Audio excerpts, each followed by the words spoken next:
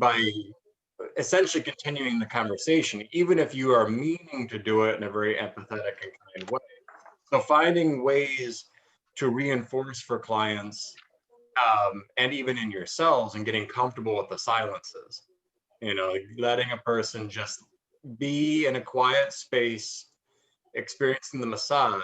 There is something to that that is analogous to various like meditation and entrainment protocols that so associated with just a person processing in their own way. It's like being able to just sleep on it, getting a good nap, and then waking up and then thinking about the issue, and you usually have more clarity, right? So, and a big piece of the mind-body component that we do need to honor is also getting comfortable and reinforcing for people just to be able to be in a quiet space and enjoy the massage, and not for us in particular. Sometimes people need to vent. I've had clients that didn't matter. They talked the whole time, but me having a conversation with them even from the get-go, and letting them know, like, I'm happy to talk to you when and if you do, but I want you to also know that it's important for you to be comfortable and being able to just relax and know that a big part of this can be that you can just, we can both be quiet and it's not uncomfortable, rather, but something along those lines. I haven't even developed a great script for that. But. Well, mostly it comes from learning to listen and not re-engaging in the conversation.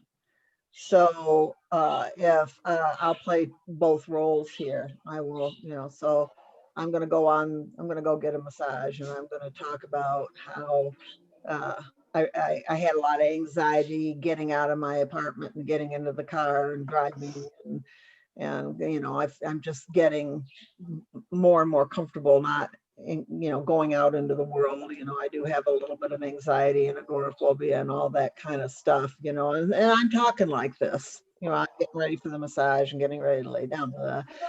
And I would have a little pause in my conversation. And instead of letting that pause just continue, then in our conversation dance, we would come in, the massage therapist would come in and say, and well, and have you tried, and whatever. And so that perpetuates that conversation instead of letting it just sort of fade out on its own. So we really need to monitor, is this thing I want to say or I'm preparing to say, is this related to the massage specific? Do I need to gather more information about this? Or can I just let this conversation be? And you know, people don't necessarily do well with the quiet spaces. And we get caught up in our wanting to know. Well, you know, or we get caught up in our wanting to help. And so we say, well, have you tried chamomile tea? Or have you done this? Or have you done that? Instead of just going in your head, this person is telling me that it was hard for them to get here today. And, you know, and just letting it be that. So that becomes part of the clinical reason in the decision making too. Bringing it back. I've heard you talk about bringing it back to their body, even if you were to indicate to somebody in a stress state. Like, I noticed that as you talked about that, and this is an example I remember Sandy in particular using, I think it's in the books, but I noticed that caused your breathing to change, and that leads me to think that maybe there's stiffness or tightness in the these shoulder muscles. Does that feels like something familiar? Drawing the attention back to their body, the present moment, their body. That's another one too.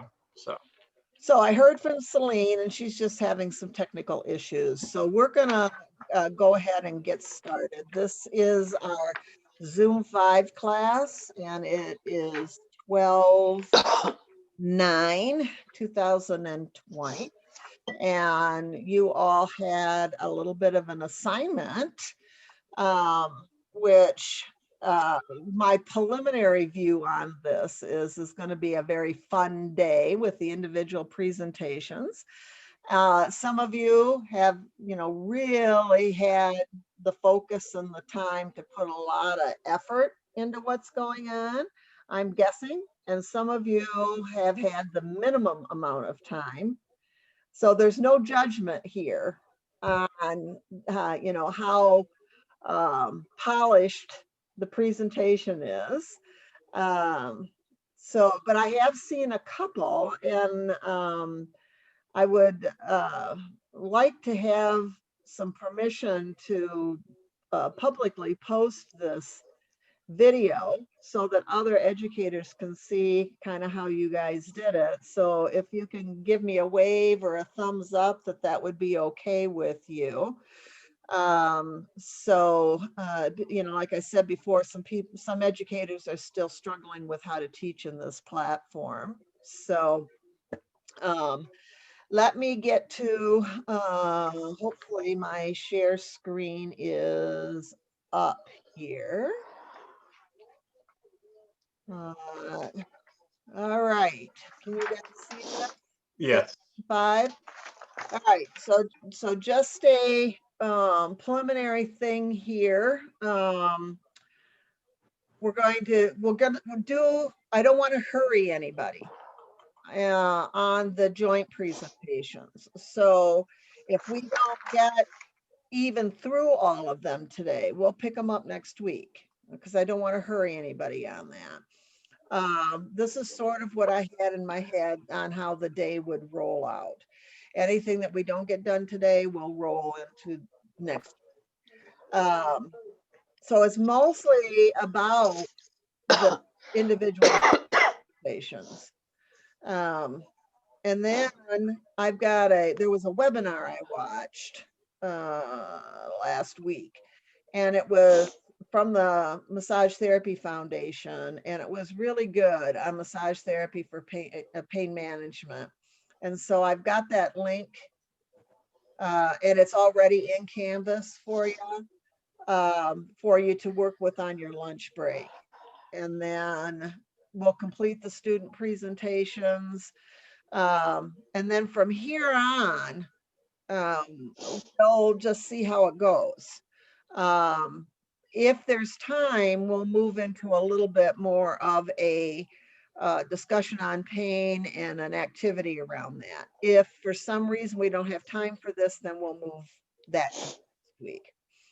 So the other thing I want to remind you about is in Canvas on your announcements, because I was looking for something the other day in there that I thought, well, wow, this is a good idea just to review this sequence once in a while, because I could see our progression, I could see where we're going, and watch for my corrections, because I did have the wrong time on the Zoom link, and it worked for everybody. So I don't think I'll create a brand new link, but I'll probably correct the time in there. Who knows? I made lots of excuses before we stopped recording. So, I had this laid out.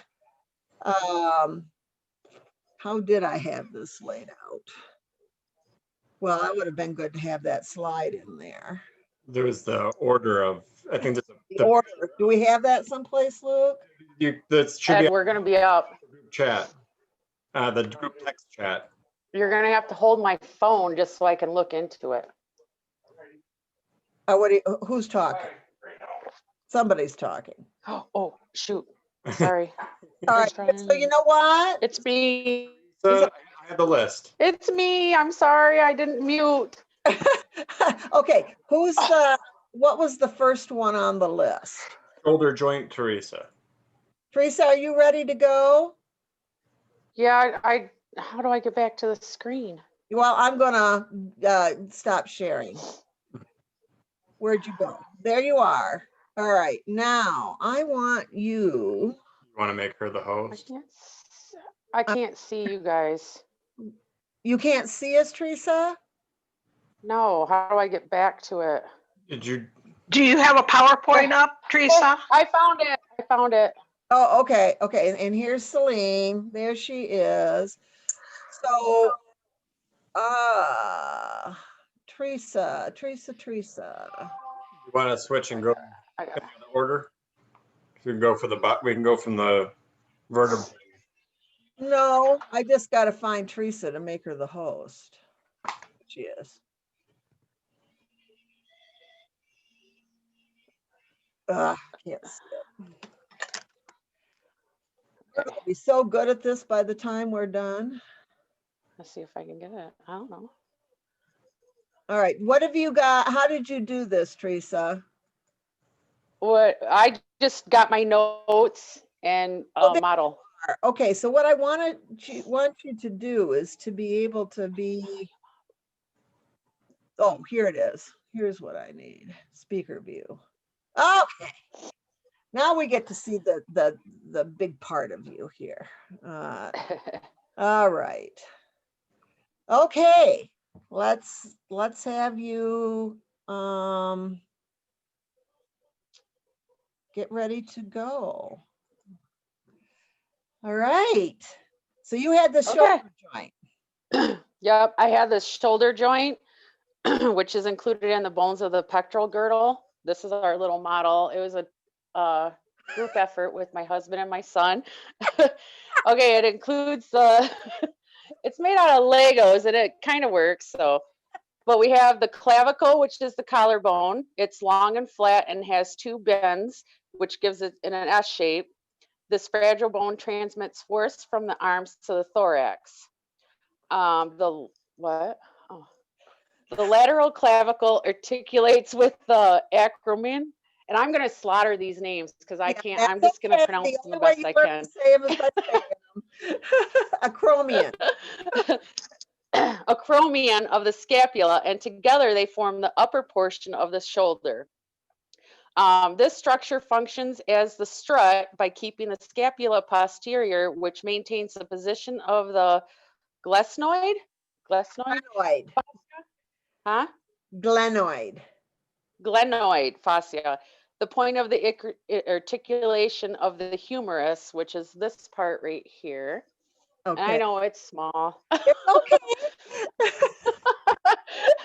Okay, the scapula is the shoulder blade is an irregular, which this is a square or rectangle, not a triangle, but it is triangular bone with a flat anterior surface.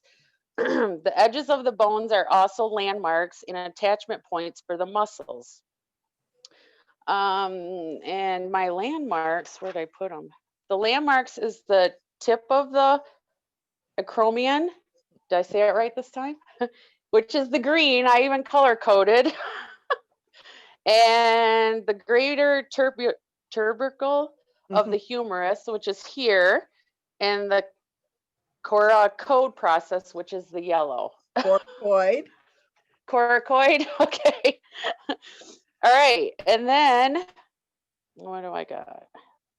The scapular spine is the Olecranon, which is the green process. The high. What? Olecranon. Olecranon, the highest point of the bony portion of the shoulder, which is up here. The coracoid process is the finger-like projection from the anterior portion of the superior border.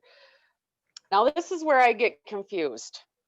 The scapula has three fascias, a shallow depression in the surface or at the end of the bone. But it doesn't include the glenoid. Is that correct? Yes. So that triangular bone, remember I said a fossa was like a spoon? And yeah. That scapula is got dips on the front side and the back side. And then one on top above the spine of the scapula. So those are the three fossa just on the talking about that the muscles can attach to. Oh, the muscles. Okay. Okay, so I have the supraspinous, which is black. The infraspinous is the purple divot. And the subscapular is on the interior portion of the scapula, which I could not find. I'm assuming, Turn it around, dear. Turn the whole model around. There it is. oh, okay.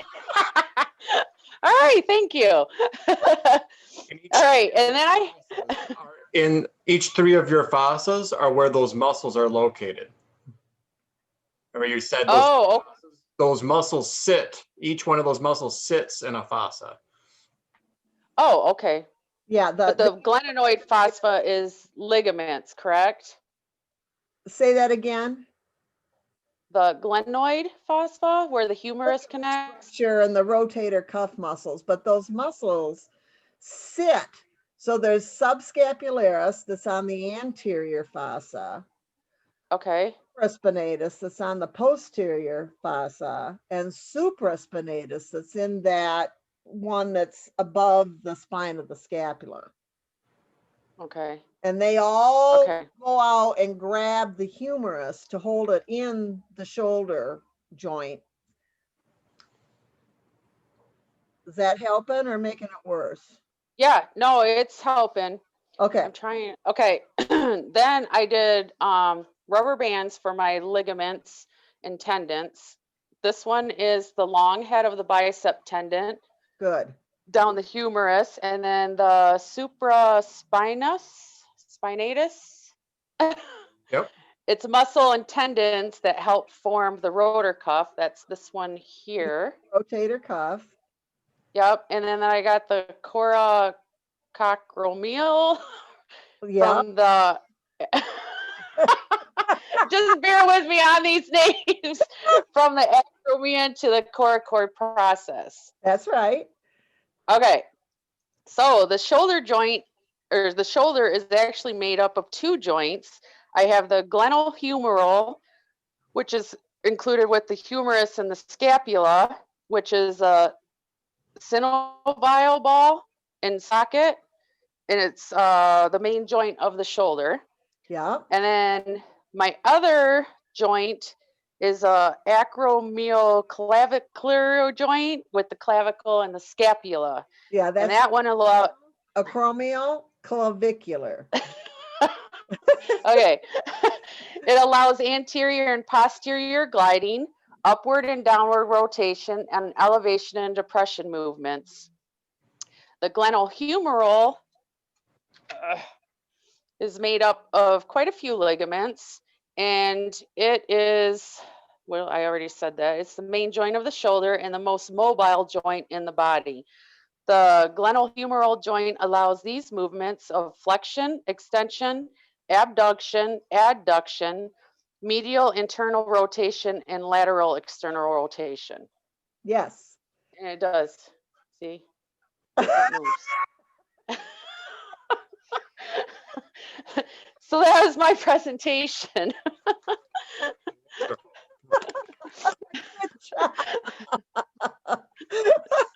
And congratulations on the attempt to pronounce. You gotta be okay, you know, kind of murdering that stuff.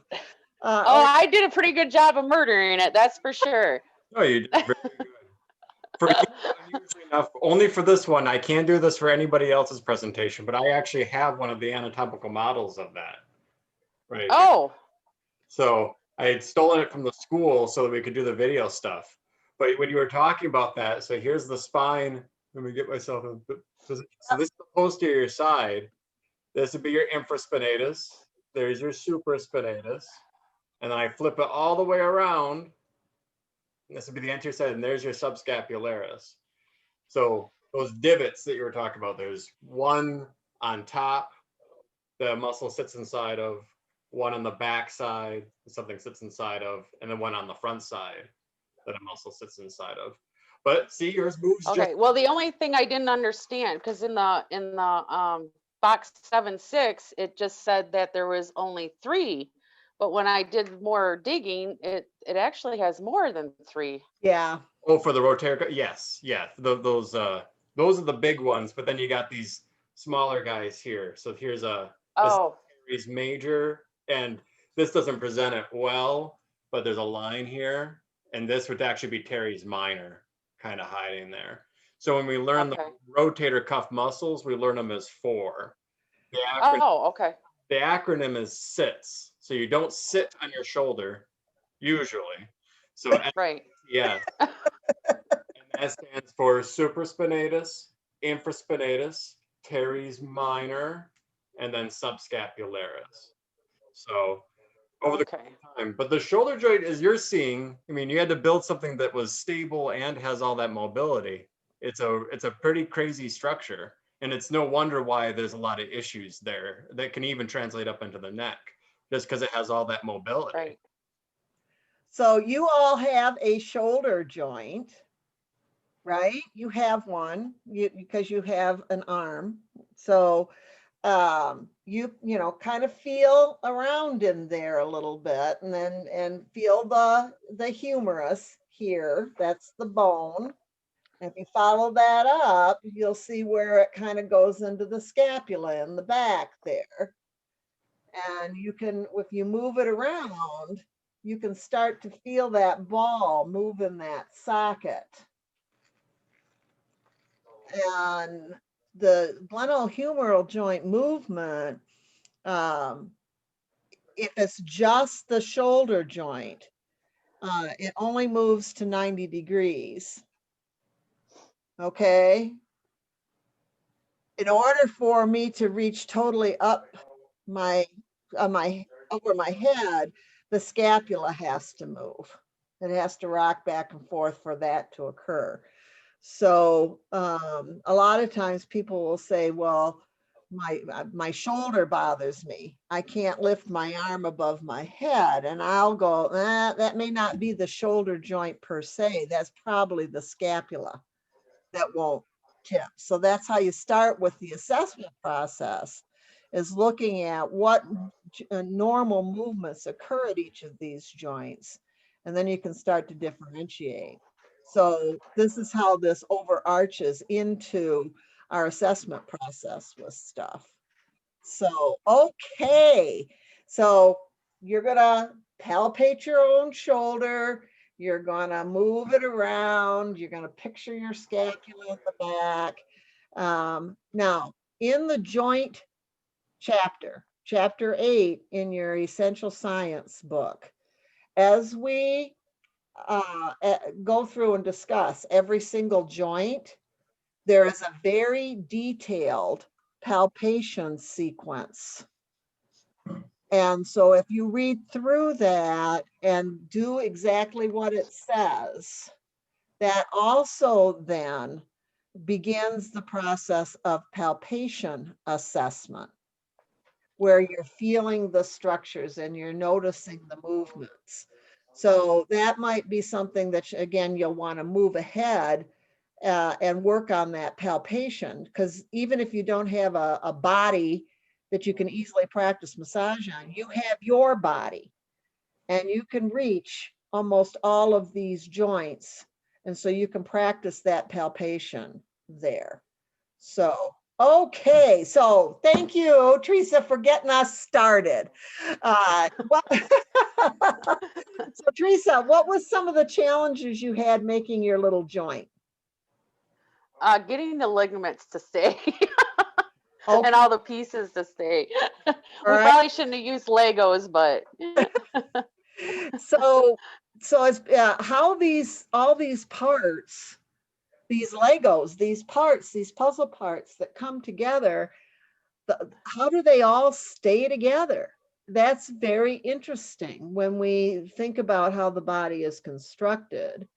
And the connective tissues, they don't just kind of stick on, like maybe you tried some tape or something like that to get them to stick. They don't do that. They're more knitted or interwoven in there. And that's hard to do when you build these models like this.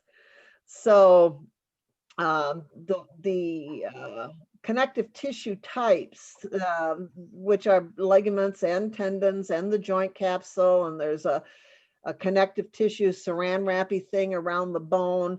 Those don't just stick on each other. They're all kind of crocheted together in there. And I would make an educated guess that most of you struggled with getting the parts to stick together, because you didn't have the ability when you build models like this to knit them together. You're trying to stick them on. So was there any other? Another thing the other thing that I had hard time finding is what kind of cartilage was actually in the shoulder for Okay, the joint. yep, in a synovial joint, which is a joint that's freely movable, the cartilage that is covering the ends of those mobile joints is synovial cartilage. It's very slippery, or it's very, very smooth. And then there is like a WD-40 synovial fluid in there that makes that lubricated so that those joints can move in there friction free. I'm not sure if I'm correcting or not, but hyaline cartilage with the synovial membrane. Oh, did I say that wrong? You're right, Luke. Hyaline cartilage, hyaline with a HYL, hyaline cartilage is the cartilage, the slippery cartilage that covers the joints. That's the stuff that wears out and then you get arthritis. Yes. Now the joint capsule has a fibrous outer membrane, and then inside of that, that's like two balloons layered, a balloon inside of another balloon. The inner balloon is the synovial membrane that she's talking about, which that excretes the synovial fluid, which is the WD-40 for the hyaline cartilage. Yeah, I said the word wrong. Good correction, Luke. I try to catch. That's His job is to correct his mommy. Now, that joint you mentioned, Teresa, that is where the clavicle comes into the scapula. That one's more of a gliding joint, and it is a much closer fit. It doesn't have as much movement in there. So the ligaments and the capsule create a real tight fit in there. So, but it still has to move a little bit. So does that joint still have cartilage, or is it just the glenohumeral one that does? No, it has cartilage in there because it's considered a synovial joint, but it doesn't have nearly as much movement. Okay. And that's the weird thing about the shoulders, the glenohumeral joint, where the humerus touches the scapula. So not the clavicle part, not the clavicle part, but this part, the ball and socket part. That's the most mobile synovial joint we have. But then it interfaces movements of the shoulder, and that's the weird thing that happens for us when we're thinking about this. We now have to, we in the vernacular just talk about the shoulder as like this one big joint unit, right? Like this whole area of my body is the shoulder. But when I'm assessing and thinking about this, I have to ask, is it the ball and socket aspect of the shoulder, which is only about the humerus moving in relation to the scapula? But if the movement gets bigger, like what Sandy was saying, if it gets bigger to like end range or past 90 degrees, then the scapula and the clavicle are doing movements as well. And so the shoulder joint, the shoulder complex is very nuanced and complicated. It's so I usually have to ask myself, is it about the glenohumeral joint, the ball and socket joint, or is it about the scapula and the clavicle working together with the ball and socket joint? It's a goofy shoulder. That's why it gets problems. It has a lot going on. So I'm glad, Teresa, that you got to start with the most complicated joint. Yeah, okay. And the longest names. Okay. All right. Now, who's next after that? I think it's probably ball and socket, isn't it? Let me see. Yep, to the hip joint for Jules. All right, Jules, where's your little self? Say something. Right. Hello. Oops. Okay, Fix all something. right. All right. So I had the hip joint, and here it is. So I used a dog bone to represent the femur, a protein shaker to be the ball. Then I have a cup to be the socket or the acetabulum, and then I have the, I'm looking for my notes because I wrote down pronunciations. Acetabulum labrum is this blue sticky stuff on the outside, and then I have the ligaments are rubber bands on the inside so that it can move in all ranges of motion. So I have my notes. So the hip joint is a very unique part of the hip. Is one of the most unique joints in the body, as it enables strength, flexibility, and allows weight bearing. It also is the second most complex joint in the body, as it can move in 3 ranges of motion, whereas the shoulder can move in all ranges of motion. It is a ball and socket synovial joint. It is a diarthrosis. It joins the bone or cartilage with fibrous joint capsule that is continuous with periosteum of the joined bones. That's periosteum. Periosteum, yes. I didn't write down that pronunciation. That's okay. It is formed by an articulation between the pelvic acetabulum and the head of the femur. So That's here, acetabulum. acetabulum there in the here. Its primary function is to provide stability to the hip girdle, stability in movement, and weight bearing to the trunk or your core. So you have the femoral head here. They I've been trying to say it, acetabulum. Think about Acetabulum. your ass. All right. Then, It's in your ass, so it's an acetabulum, perfect. It's one of the largest joints in the body. It's a cup-shaped structure. I've got, and then we have the ligaments on the inside, which are the Ischiofemoral Ligament, which is to the posterior of the body. It's a triangular band of strong fibers on the posterior side of the hip joint. It helps to limit rotation so that you don't knock your hip out of socket, which does happen with hip dysplasia. And then you have it's a smaller one, the Ilioifemoral Ligament, which extends from the ilium of the femur in front of the joint, sometimes also called the Y ligament. So yeah, that is it. And then I have here is the Acetabulum Labrum, and it all meets at the top of the greater trochanter of the femur, or the top of the femur here. And that is pretty much the hip joint. I was trying to just like explain it in a way that it would be very understandable. So mine's a little bit short. So did you, as you were attempting to explain this in foundational language, did you understand the hip better? Yes. Well, so I was actually going to do like a demonstration of the hip, and have everybody get up and do a couple squats with me, but then I thought that would be rude because everybody's in their pajamas and whatnot. But I myself have done 2 workouts this week, and it was just interesting because it was like I was in a front squat, which is when you put the load bearing on your front shoulders here, and I was thinking really hard about what I was doing and what my hips were doing while I was under load and pressure. And it was interesting just to be like, okay, so right now this ligament is making sure that my hip doesn't fall out while I am under load.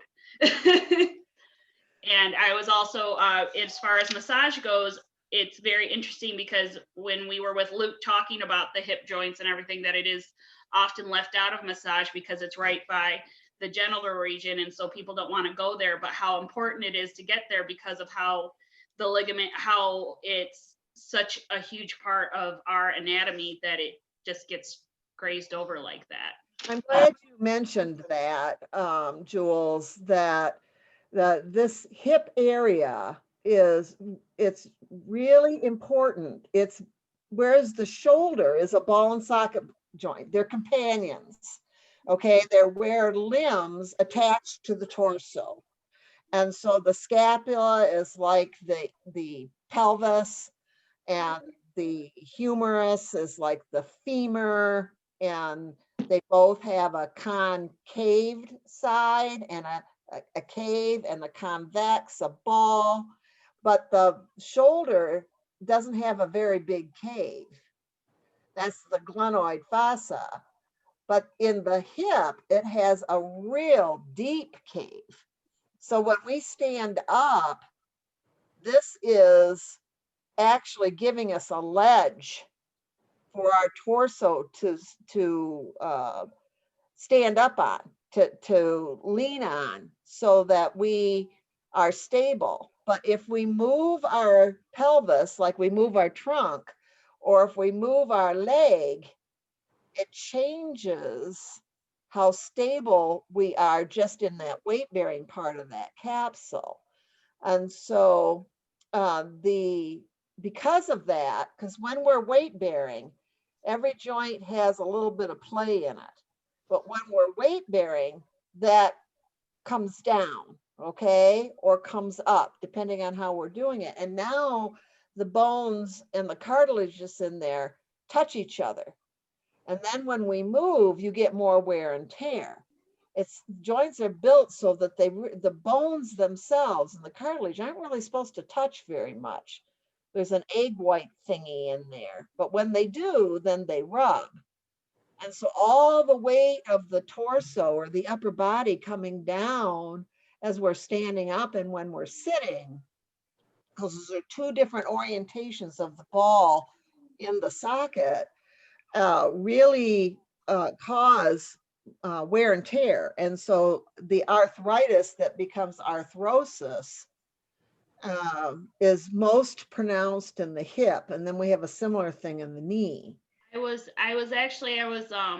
just when you're researching the joints, it always instantly goes to having pain in those areas. And I found a really simplistic diagram that I was going to text to the group after this. Okay. Where it talks about the different planes of the body, where the ankles are meant to be mobile, knees are stable, hips are mobile, thoracic stable, shoulders mobile.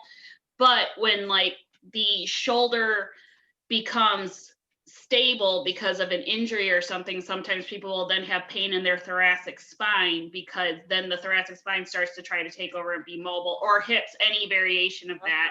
Yeah. And so I was just reading about that. So, you know, I was thinking, I was like, well, if the hip then becomes immobile, of course, then the knee's going to try and take over more of that load bearing. And then you end up with knee, people will then say, and it goes back to the victims and criminals that we were talking about, all of a sudden then the knee down here becomes sore, when really it's the hip that is our criminal, and you have to then go. So that was just an interesting, I found that too. So I went down a rabbit hole of learning. Good.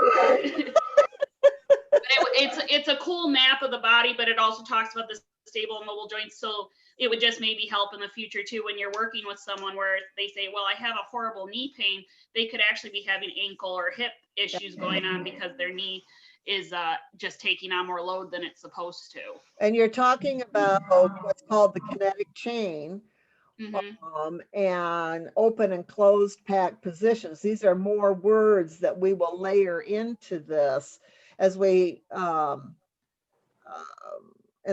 we continue to investigate the biomechanics, how we move, but especially in the hip, because when we stand up, the hip, the knee, and the ankle, and then to a lesser degree, the foot, the muscles of the foot, they all have to work together. If any one of them have some limitation, because they're either hypomobile or hypermobile, or they're twisted a little bit so they're not in the right plane orientation, that whole group is going to be affected, not just one. Well, And it was interesting that I got the hip because I've had one client who's had a full hip replacement that I work with, and then another client who has actually had to have their socket shaved out because they have very shallow sockets. Mhm. So just this was really interesting. So they were getting an earful about all these different things I was learning about their joints. And I don't think they appreciated it, but you know, it's something to talk about besides COVID. Yeah. The more you talk it, the more it ingrains. And so, and the more you use your own body, the Mhm. more awareness you have with that. So every time you go to reach for something, there's that combination of joint movement. Every time you bend over or stand up or take a stride forward or get up on your tiptoes or whatever that is, all of these joints are in play. They're the more passive part of the movement. And then the actual contractile units that are producing the movement, as well as the stability, those are the muscles. So once we get the basic idea, the muscles in the connective tissue, once we get the basic idea of these joint types, so you can see the similarities between the hip and the shoulder. And these are put together that way so that you see the pairing, you see the similarities. The upper limb is designed almost exactly as the lower limb, but because we stand up, we're bipedal, we have had a shift in the orientation of those bosses, those caves. And because we both, in the hip, it's both stability and mobility. It's bigger, it's weight bearing, and it's mobile. The lower limb is bigger, a little less mobile, except for the knee, which is a crazy joint. And the arm is now for us, because we're not weight bearing on it like a four-legged creature, is now more mobile. And both of those adaptations lead to some of the pathology or problems that develop. You know, you're just starting your journey in understanding these and trying to get it to work, get the parts aligned and getting it to work is an excellent idea about how to understand these. And all of you would benefit if you all made all of the joints, you know, and had them laid out, and it can be almost like a skeleton that you've put together. And so that's a challenge I give you. It's not an assignment, but it's a challenge I give you in learning all of this. So did you have any struggles as you were trying to put this thing together? Well, until I looked over at my plethora of shaker bottles, I was like, what am I going to use as the head? Because it had to be, you know, a ball, but that I could connect. And then I wanted to represent the labrum, because that's so important. But then I found that wall tacky stuff, and it worked really good to color code the joint. And then I always have rubber bands, so that was good. But no, it was fun. It was fun. My dog isn't very happy with me for stealing his toy, but he'll have it back soon. Now the labrum in the shoulder has one too. The hip has a ligament that goes from the middle of the acetabulum and attaches right into the ball of the femur, and helps keep it stable. But the shoulder doesn't have that. It's such a shallow cave. So it has a great big labrum in there, which is like a washer. If you've ever put a nut and a bolt together, sometimes you'll put a washer in there, and it creates a deeper cave, but it's more pliable tissue so that we get our movement. And I think you've all heard of somebody with their shoulder, they've got a torn labrum in there. And that's because that with exaggerated movement or quick movement or a compression plus a movement, that's what happens if somebody falls on their shoulder. It's compressed and then the momentum takes it someplace. It tears or pinches off pieces of that labrum in there. So Well, in the if I'm not misspoken, the labrum can fray but not be torn yes, over time. yes, it just gets worn out. You could even get like a crack. Yeah. Like a little shard off one little edge of it, like a little chip off the edge of a bowl, you know, out there at the rim. It's very analogous to that.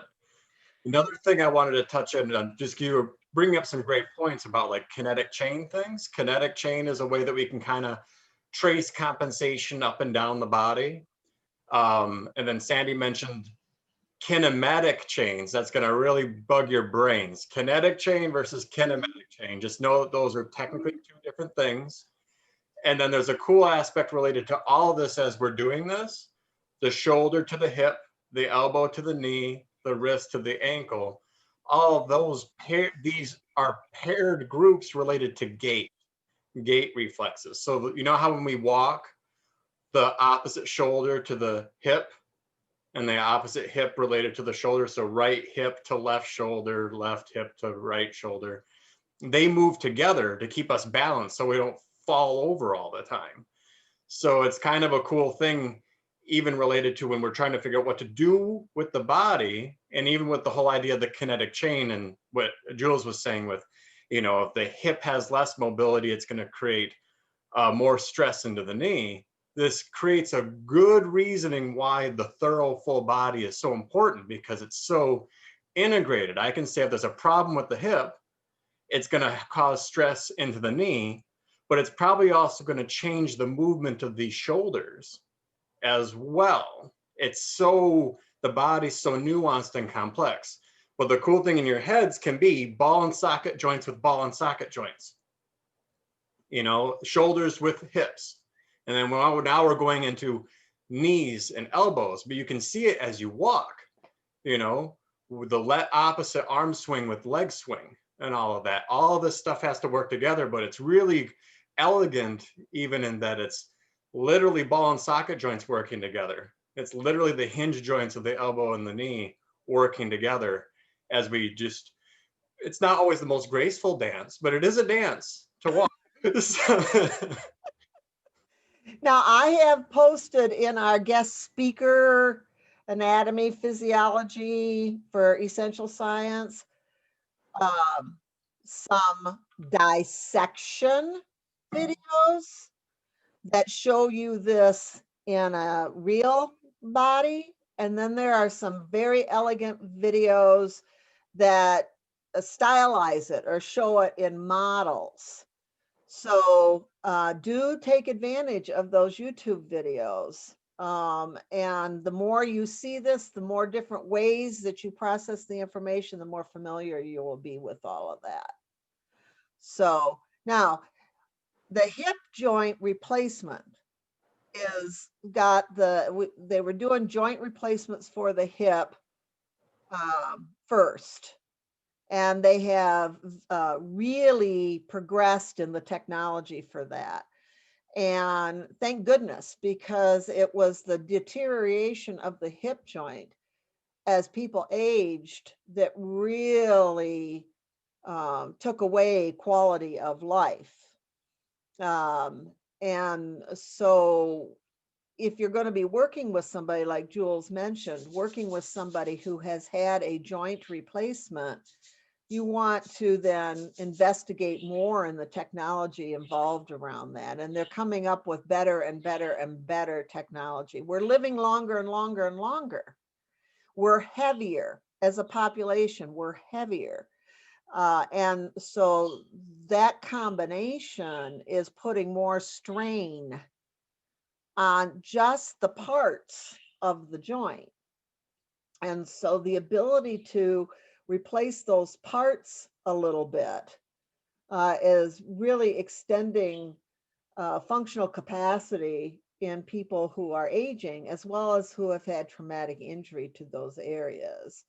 But if somebody is going to have a joint replacement, and we won't talk about it a ton just yet, we'll come back to that. But Luke has had the opportunity to work with people that have had hip, knee, shoulder joint replacements, and before the surgery, and then right after, and then during the rehabilitation, on how important massage has been for the success of that surgery. And the luck was that I was able to be there for at a minimum of a year pre and for several years post for all of those. There's been at least one shoulder, one hip, and then a knee and a dual knee that I was able to just experience. And from when I first started out to when I was about 5-6 years into practice. So sometimes you get very, and it's not so much lucky, but every single time you interface with a client, they become a teacher for you. So that can be very important to engage with them in terms of like how the other aspects of their therapy too. What are they doing with their PT? You know, are they doing water therapy based stuff? Are they not? You know, it can be interesting even in terms of how people have different rehabilitation programs in response to which joint has been replaced, whether or not it's both sides. There's just all kinds of stuff. And thankfully these days, as she's saying, as they've gotten better and better at this, we have more and more resources to be able to go and research it. I mean, you can go and watch and see what these surgeries even look like. That can be important. So our next one should be the elbow. Is that right, Luke?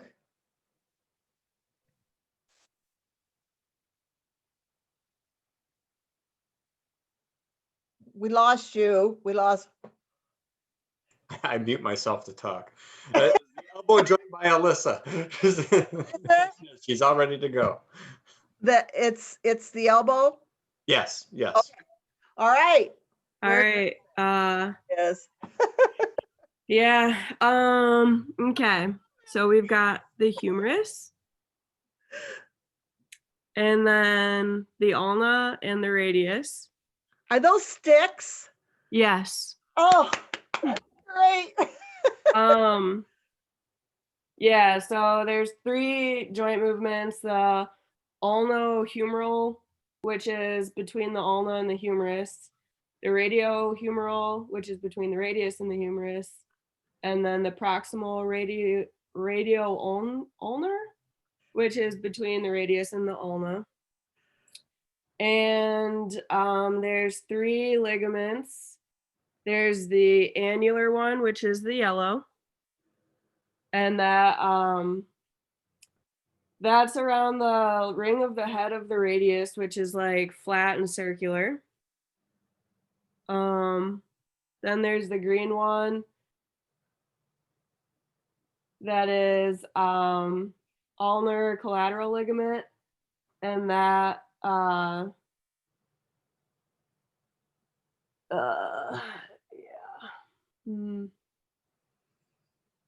on the inner side of the elbow. And then there's the red one that is the radial collateral ligament. And as you can see, and then the movement. It's holding on by a thread.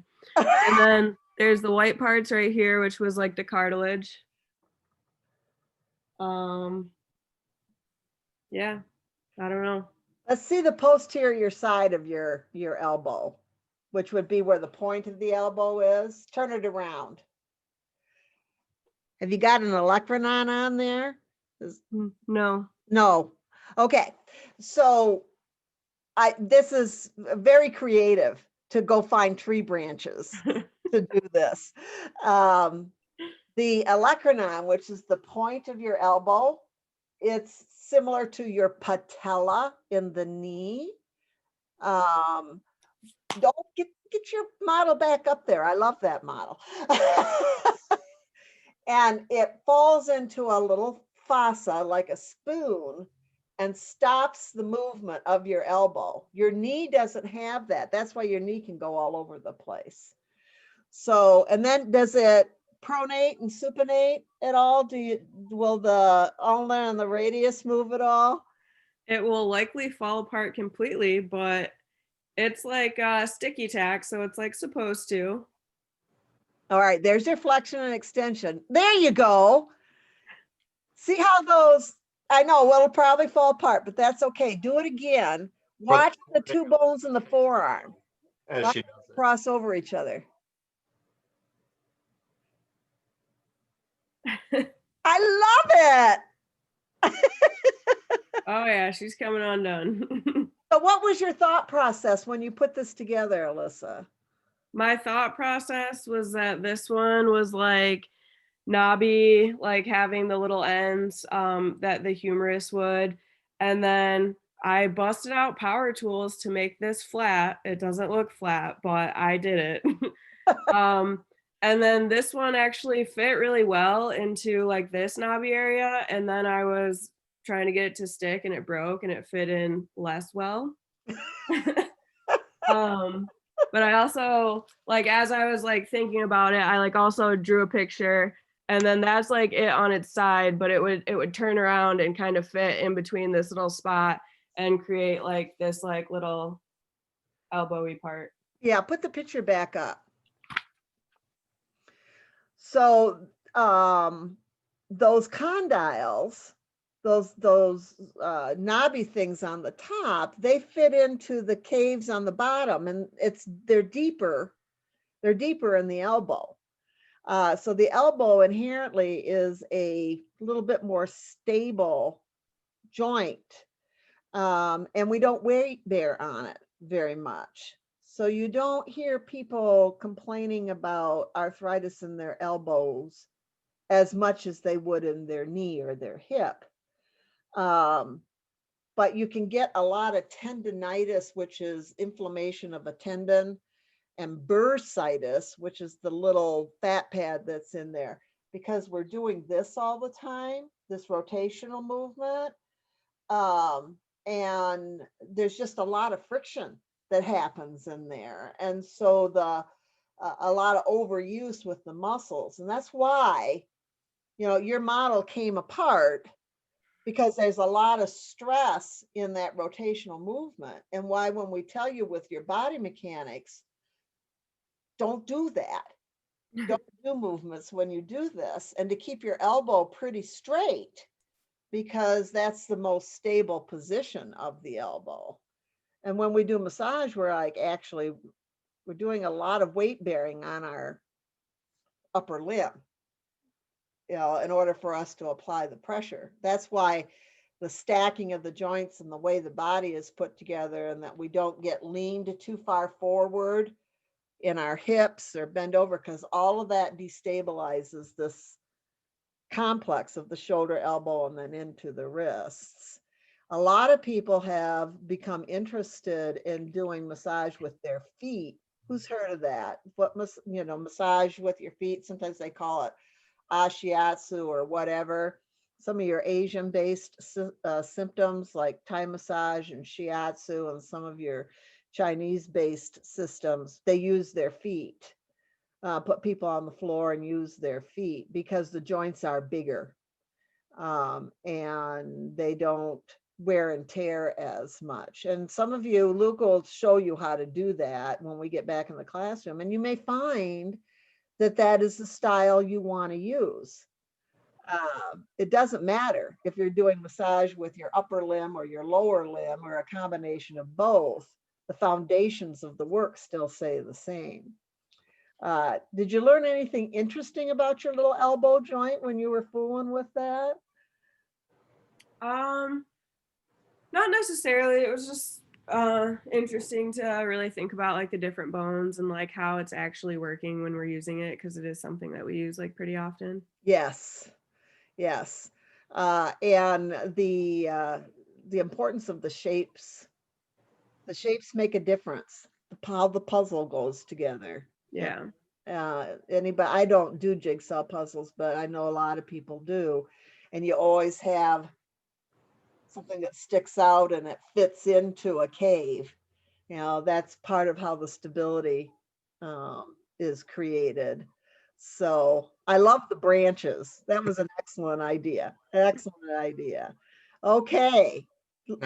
Anybody else have any comments? Luke, you got a 2 cents worth on this? Well, the cool thing to think about here as we're learning about this is the idea of we call the elbow this kind of more regional, big part of our body. Like that we could just kind of distinguish this whole thing in a broad term.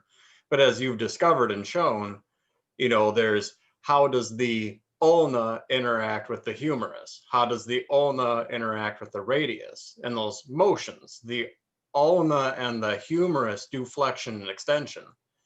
The ulna and the radius specifically does the pronation, supination. So same thing when I'm assessing and looking at what's happening or what the symptoms are for a client, I have to start distinguishing what movement is at play, meaning what joint am I focusing on? And even if it isn't a joint specific problem, what muscles move that joint? If it's not pronation, supination, then I need to think about flexion, extension. But it's all happening right there. So a person can point to their elbow and say, this hurts. And then I have to start asking more questions and assessing to figure out, well, what movement in this area is part of the problem.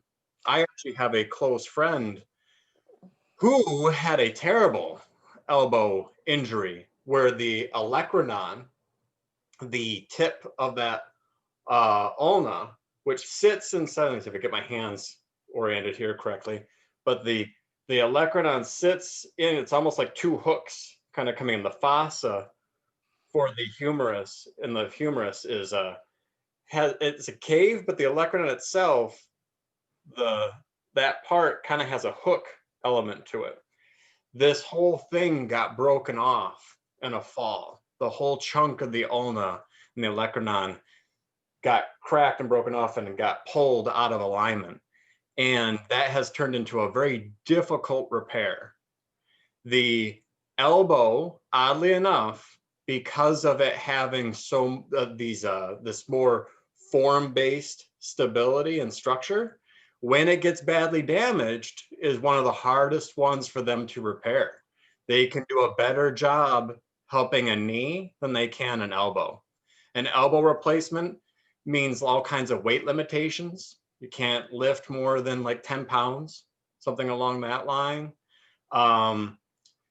And she's gone through a lot of corrections going in and then doing like a forced adjustment where like they'll actually knock you out and then force the joint, like pop it into alignment. But it's a very difficult one. If somebody has a serious problem or a fracture, particularly there at the elbow, that's one of the more, they don't do it enough. They don't see it quite as much as they do with the knee.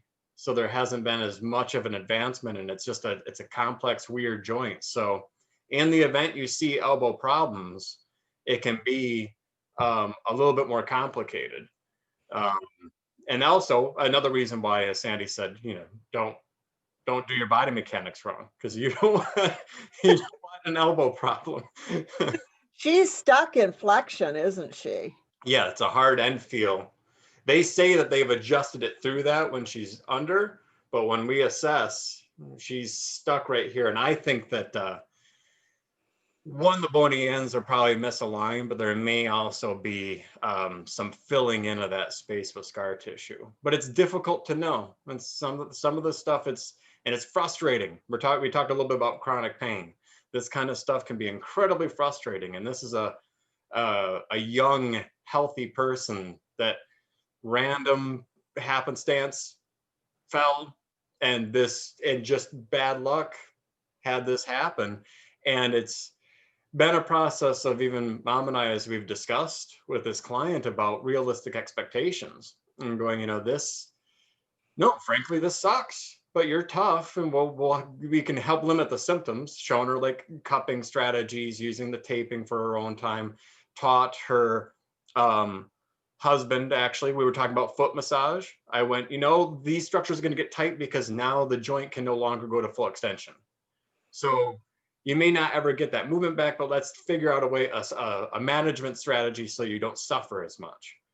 And so teaching him how to stand in the right places, and then teaching her the movements. All right, stand on the biceps, bend your elbow back and forth, stand on the forearm, roll your wrist around.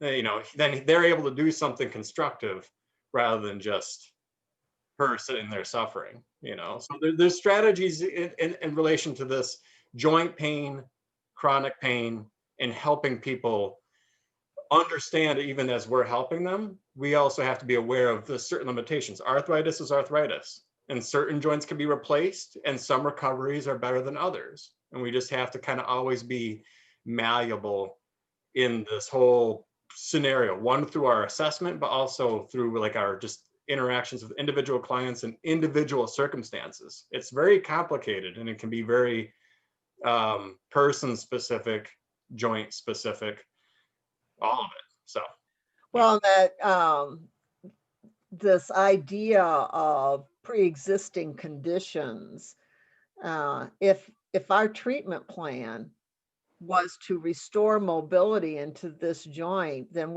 it would not be successful. It's just not going to happen. So a treatment plan that is to manage symptoms is much more successful. And we would determine that in the beginning with our assessment process. We would do our history. We would have a conversation with somebody. We would look for their general functional movements, just as they're walking or moving around, and how do they lift a cup, or how do they get their coat on and off? How, you know, how have they adapted to that? Luke used the term a hard end feel as opposed to a soft end feel. Most joints, most synovial joints, have a soft infill, which means that it goes to its end range, and then it can be pushed a little further, but there's a little resistance with that. And a hard infill is just a clunk. And most of the time there are two joints. Elbow happens to be one of them, but there's a movement at the ankle too, where there is actually a normal hard infill, but it's at full extension. And she gets the hard infill before she even gets her arm halfway extended. So these are assessment ideas and concepts, and then the specific procedures, but you've already got the main procedure, which is joint movement, active and passive. As we incorporated that into the general massage as part of the general protocol, we're giving you a huge tool, once you understand a little bit more what's going on, to be able to problem solve, critically think through an assessment process, so that your massage becomes less about what do I do next, and how do I drape that, and how do I bolster that. It becomes more of, let's pay attention through movement and palpation. Let's pay attention. How does one side feel in comparison to the other? How does this person move with our observation? Is this tissue thicker or thinner? And that's a progression in your learning. So I have to throw in my 2 cents worth on encouraging your practice. As we're starting now and you're doing your general protocol for practice, and you're getting this beginning awareness of joint structure and function, you should start to be taking on another level of awareness, not just how do I move it, but what happens when I move it, or what happens when they move it. So good job. Good job. As a call back, this would be one of those things where maybe I can't do a whole lot for the elbow, but maybe I can help make sure it doesn't affect the shoulder. Or as we go to the knee, I may think about what's happening at the knees if there's an elbow issue. And that leads us to Gail with the knee. And I have so I Gail, have a short PowerPoint presentation. okay, Okay. so you should be able to share your screen, Gail. Okay. Can you see the button down there? Yeah. Let's see if it works. Can you guys see it? Yep. Yes, Okay. yes. So I did the knee. The articulating bones of the knee are the femur, the tibia, and the patella, and then the fibula is attached by the fibular collateral ligament. The knee joint is a complex joint. It's a synovial modified hinge joint. It says in the book it's one of the most complicated joints of the body, but that might say it for every joint. I don't know. It's not as stable as other joints and it's prone to injury. And that's because it has a lot of soft tissue and ligaments around it and not a lot of like bony things that stop it, I guess. Mm-hmm. Standing with flexion puts a lot of stress on the knee and the articular surfaces of the condyles, and it can damage the cartilage. The rolling and the gliding of the knee happens near full extension. And let me just move you. Or flexion due to the medial condyle being more curved than the lateral condyle of the femur. The acetabulum of a male lies more directly over the knee joint, which provides for more even distribution of weight-bearing forces during movement. But for females, they have a wider pelvis and the acetabulum lies more medial to the knee joint, putting more strain on the knee like during running movements. That's why a lot of females have more like ACL injuries and stuff like during soccer and stuff like that. The range of motion of the knee is flexion extensions. Extension is the most stable position of the knee. It also has a little bit of medial and lateral rotation. Mm-hmm. The ligaments of the knee is the patellar ligament that runs from the patella to the tibial tuberosity. The oblique popliteal ligament joins the lateral aspect of the fibrous capsule to the lateral condyle of the femur. The posterior cruciate ligament joins the posterior intercondylar area of the tibia to the anterior medial condyle of the femur. The anterior cruciate ligament joins the anterior medial condyle area of the tibia to the posterior medial surface of the lateral condyle of the femur. The PCL and ACL give anterior posterior stability and cross obliquely within the knee. Other ligaments of the knee is the fibular collateral ligament, also known as the lateral collateral ligament, the LCL. It joins the lateral epicondyle of the femur to the fibula for the lateral knee support. The tibial collateral ligament, also known as the medial collateral ligament, joins the medial epicondyle of the femur to the medial condyle of the tibia for support of the medial knee. You also have your posterior meniscal femoral ligament that attaches the lateral meniscus to the posterior surface of the femur. The anterior meniscal femoral ligament arises at the posterior horn of the lateral meniscus and passes superiorly and medially in front of the posterior cruciate ligament to attach the lateral surface of the medial condyle of the femur. And So, Gail, just a second. Yeah. This is why you need medical terminology to understand your bony landmarks. Well done, Gail. It was getting very confusing, but I think I got through it.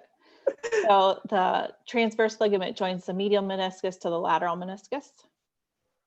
And other supporting structures are the medial and lateral meniscus, which are crescent-shaped fibrocartilaginous pads that lie on the tibial plateaus and forms a cushion between the tibia and the femur, and it acts as a shock absorber. The quadriceps femoris tendon works to help pull the quadriceps muscle and extend the leg. The infrapatellar fat pad is a soft tissue in front of the joint space or on either side of the patellar ligament for protection.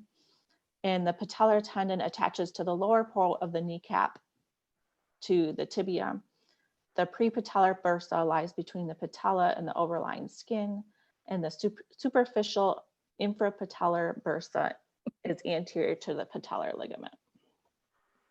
And then just in general, the patella acts as, protects the knee complex if an external impact, like a fall happens, and the patella rests in the articulating surfaces of the femur midway between the epicondyles and lies within the tendon of the quadriceps femoris. And it provides an increased mechanical advantage when the quadriceps pulls on the knee joint to move it into extension. So I'm going to stop my share and then I'm going to show you all those things. All right. Hopefully. Okay. So Hold it up just a little. There we go. okay. So I just want to turn me on so I can actually see what I see. Okay. So this is the femur, and this is my tibia, and this is my fibula. Okay. And this is the quadriceps tendon, this little piece of tape, in the patella, in the patellar tendon. And that goes over top. So then if we take that off, you can see this is the medial meniscus and the lateral meniscus. Yeah. And all these little rubber bands are the ligaments. So this right here is the transverse ligament. This one here is the posterior collateral ligament. It comes from the posterior aspect of the femur around back, and it goes around to the front. It helps to with support of the knee. And then let's see. You have an anterior cruciate. Yep, anterior cruciate ligament comes from the front and it goes to the back. This one. This is the oblique popliteal ligament, the fibular collateral ligament, the medial collateral ligament, and it flexes and extends. And it does a teeny little bit of And a little bit of Yeah. internal, external rotation. Yeah. That internal external rotation allows the knee to be stable. It locks it into it's called the screw home mechanism. And it has to unlock to flex and to go back, lock back up so that we can stand straight with our legs straight and be stable. Put your model back up. Excellent knee model. Stick it back up there, Gail. Stick your Okay, just a second. There it is. So we've got paper towel holders and Paper towel holders, and then paper, and then tape wrapped around everything. I had a really hard time doing this because I've never done anything like this before. And I'm like, how is this going to work? And to me, it had to look like it in order to make it work. I don't know. A very good job. All of you so far. It's been excellent. What did you learn by doing that, Gail? Just more exactly where things come from and where they go, and kind of just seeing where everything was put together, how everything was put together. Now, again, I've mentioned multiple times, you come from a physical therapy background, but I have found that when we have people do this type of an activity, they gain a different depth of understanding of a knee or an elbow, or, did you find that as a learning strategy? Yeah, just more where the ligament, I haven't, it's been 10 years since I was in school. So Right. Just where the ligaments go and attach and stuff like that, and that kind of thing, inside, and seeing it inside the knee. Yes. Hard to visualize that when you're just, massaging the knee and doing that kind of thing. Hold it up one more time. So we have had two styles show up in how you've put your models together. Our first one with our Legos gave us a conceptual model. It was more about function and pieces and that sort of thing.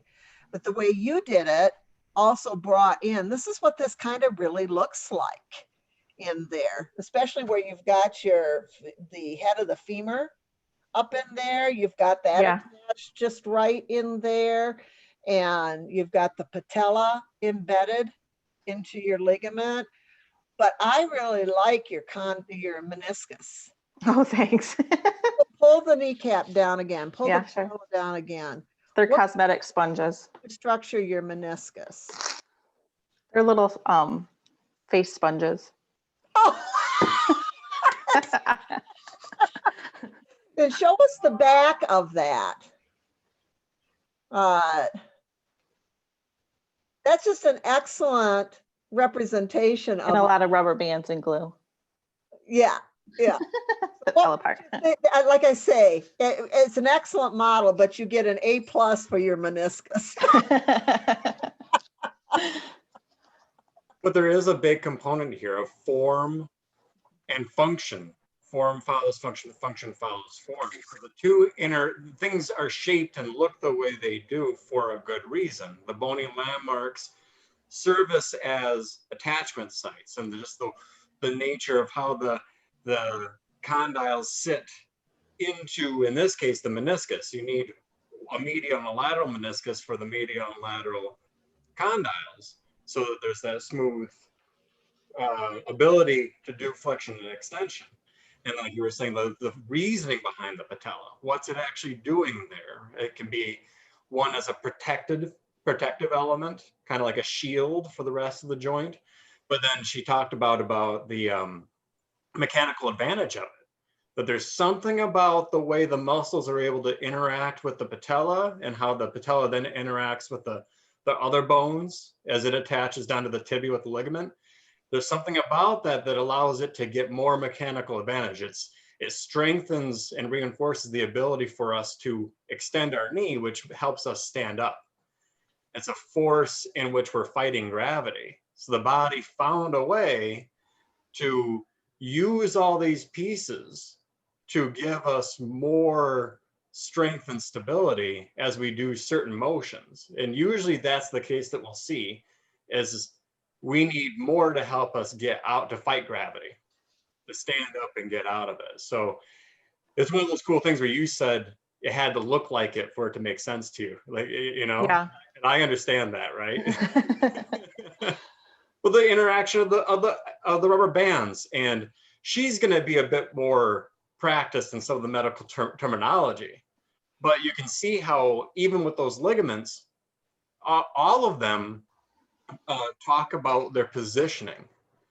There's transverse, anterior, posterior, medial versus lateral, or in this case, maybe there's a different term, but it relates to the bones that attaches.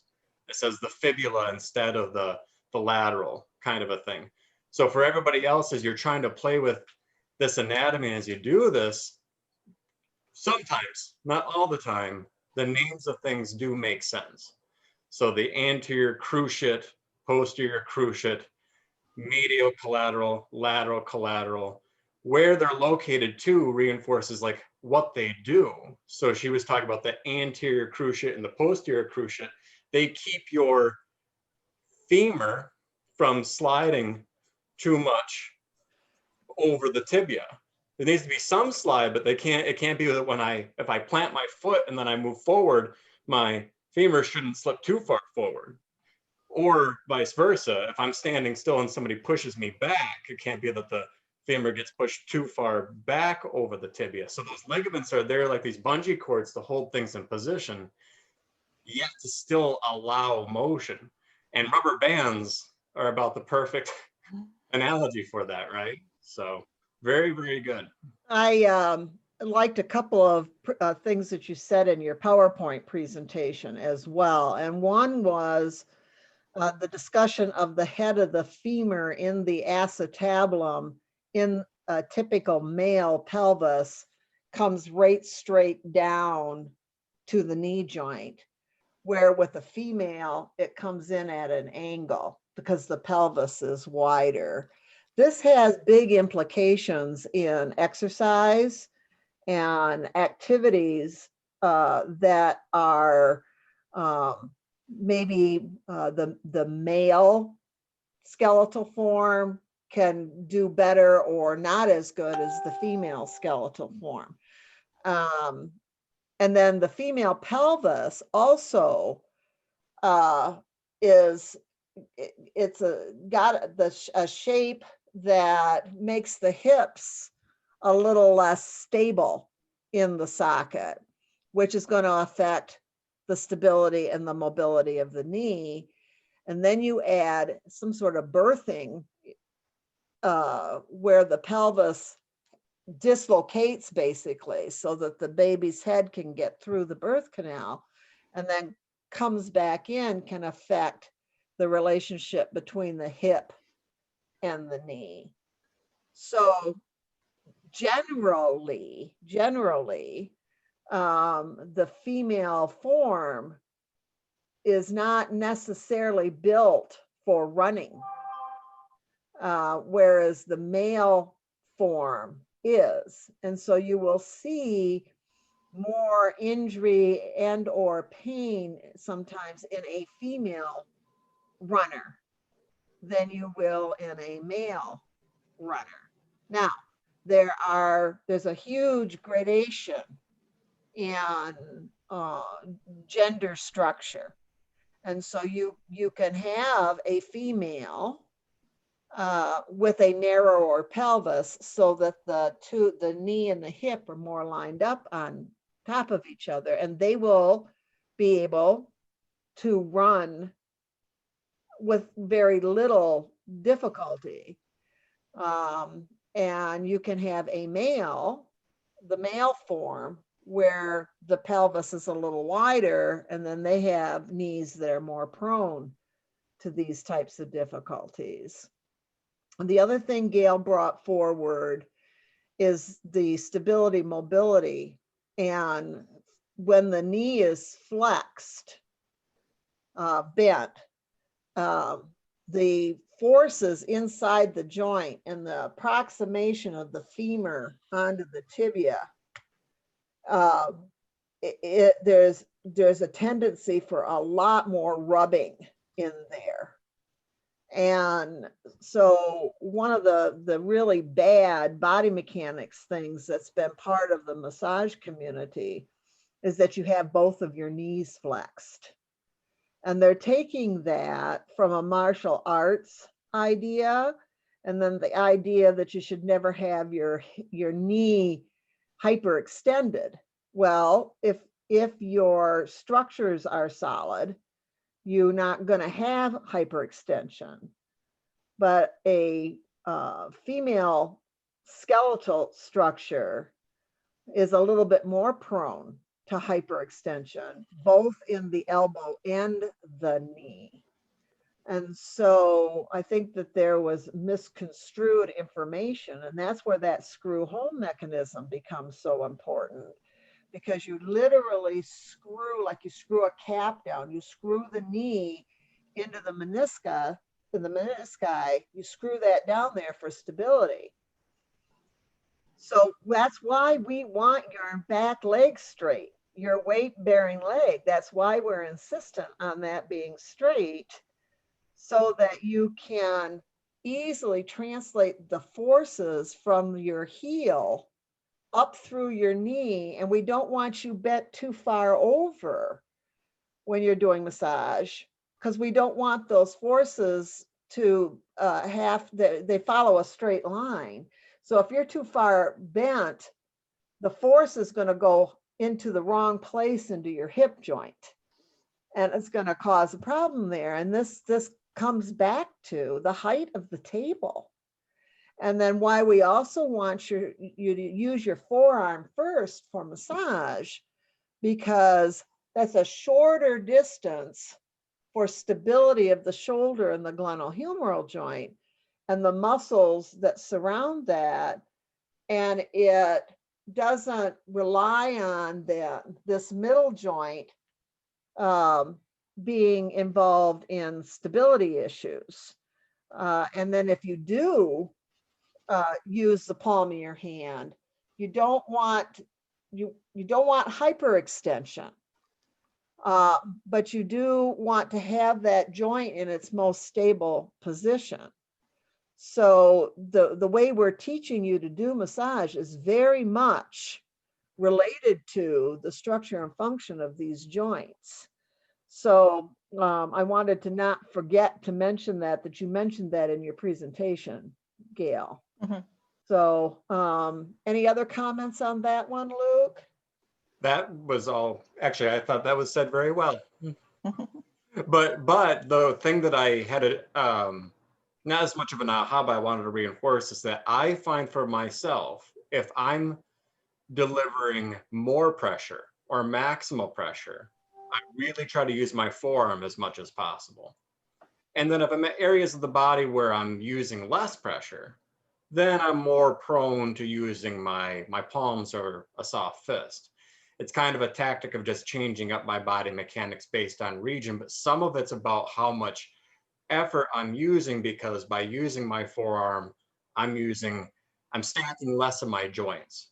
So it's less things to coordinate. If I'm using my forearm, I have to think just more about where is my pelvis in relation to my spine and my chest, my thorax, and then where is my hip and my knee, and making sure basically my foot is in line. But I now think a lot more about where my hip and my knee are. As long as I make sure I'm not bending at the spine, everything else follows suit. So then I can pay it, in the sense I'm using my forearm, I don't have to worry as much about my elbow and my wrist.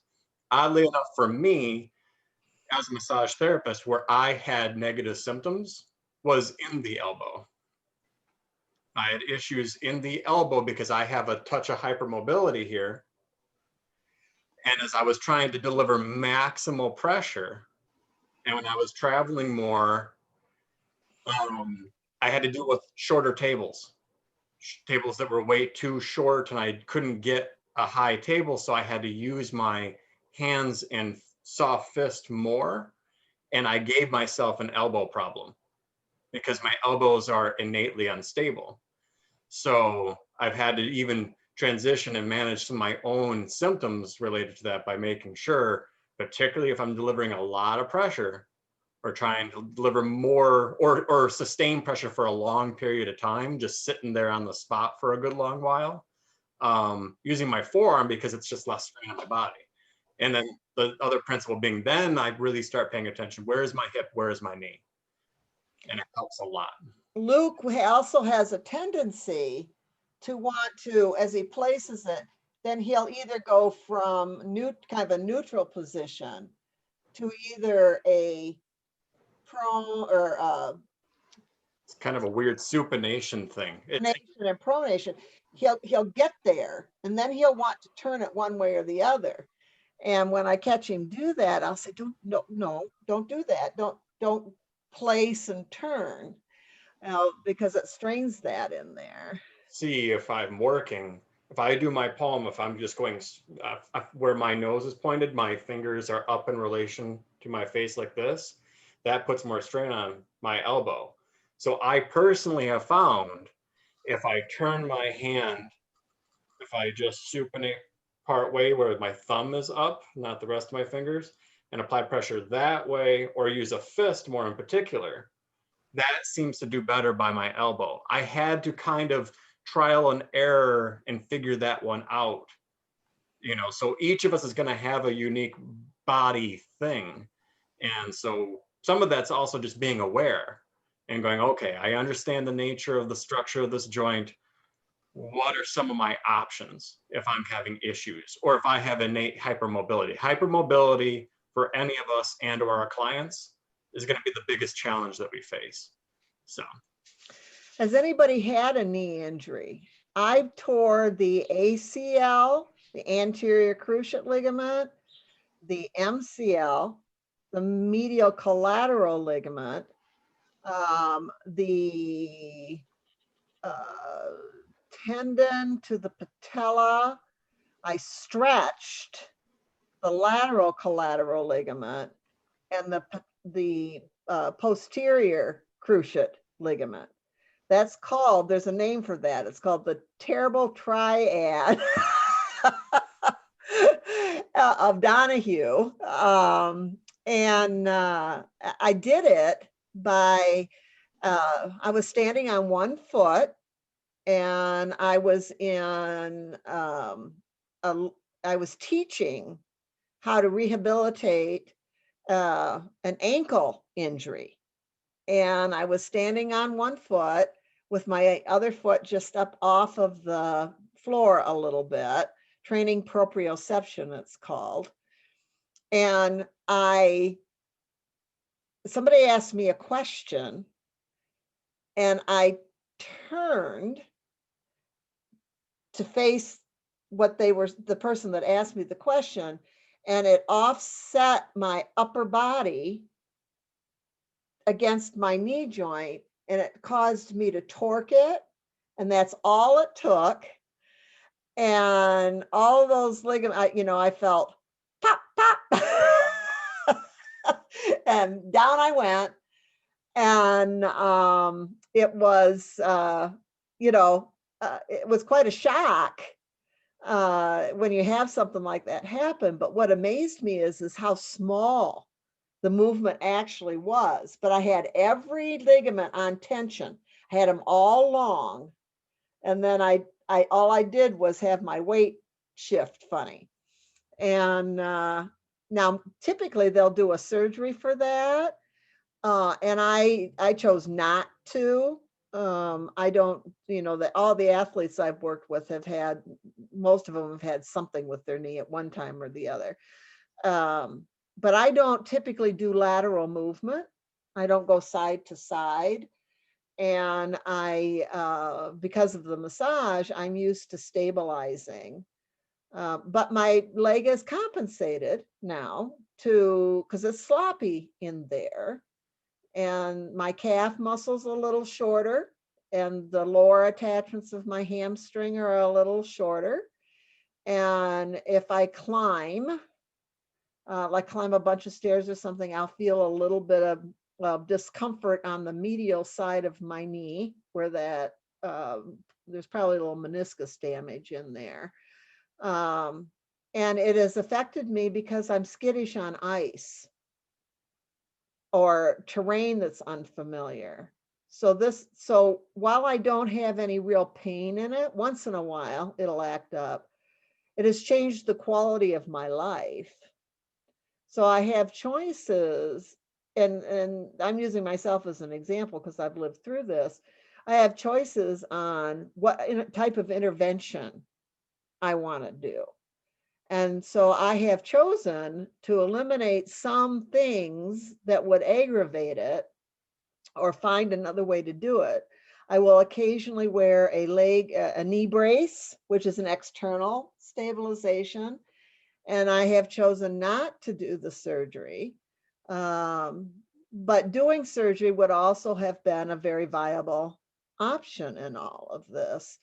So you have to respect people's choices. And not try to interfere with them too much. I will, however, was more with the hip than anything. There reaches a point with the hip that it's just so bad, and the instability and the pain and stuff is just so bad, and the interference and the quality of life for the person is just so bad that it's kind of it's not very productive for them to avoid a surgery. So did you have any experience with the rehab of that, Gail, when you were initially in the physical therapy? I just know with hips, they're usually easier to rehab. Like some people don't even need therapy with hips, but almost everybody needs therapy with a knee injury if they have some kind of surgery. So they're just easier to rehab.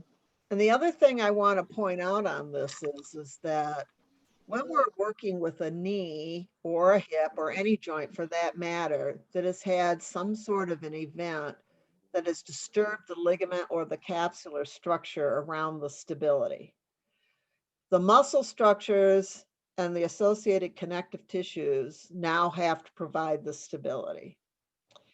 And you have to stop them because massage is really good at loosening stuff up. But if I get a massage and somebody loosens that calf up on that knee that was injured too much, I will suffer with it. It'll take probably up to 2 weeks. Luke, do you remember when we were out with the Alliance of American Football thing and my knee got too loosened up? I could hardly walk. Mm-hmm. So be aware that some of that stiffness and even maybe a little of the discomfort or the reduction of the range of motion may not be optimal, but it is productive.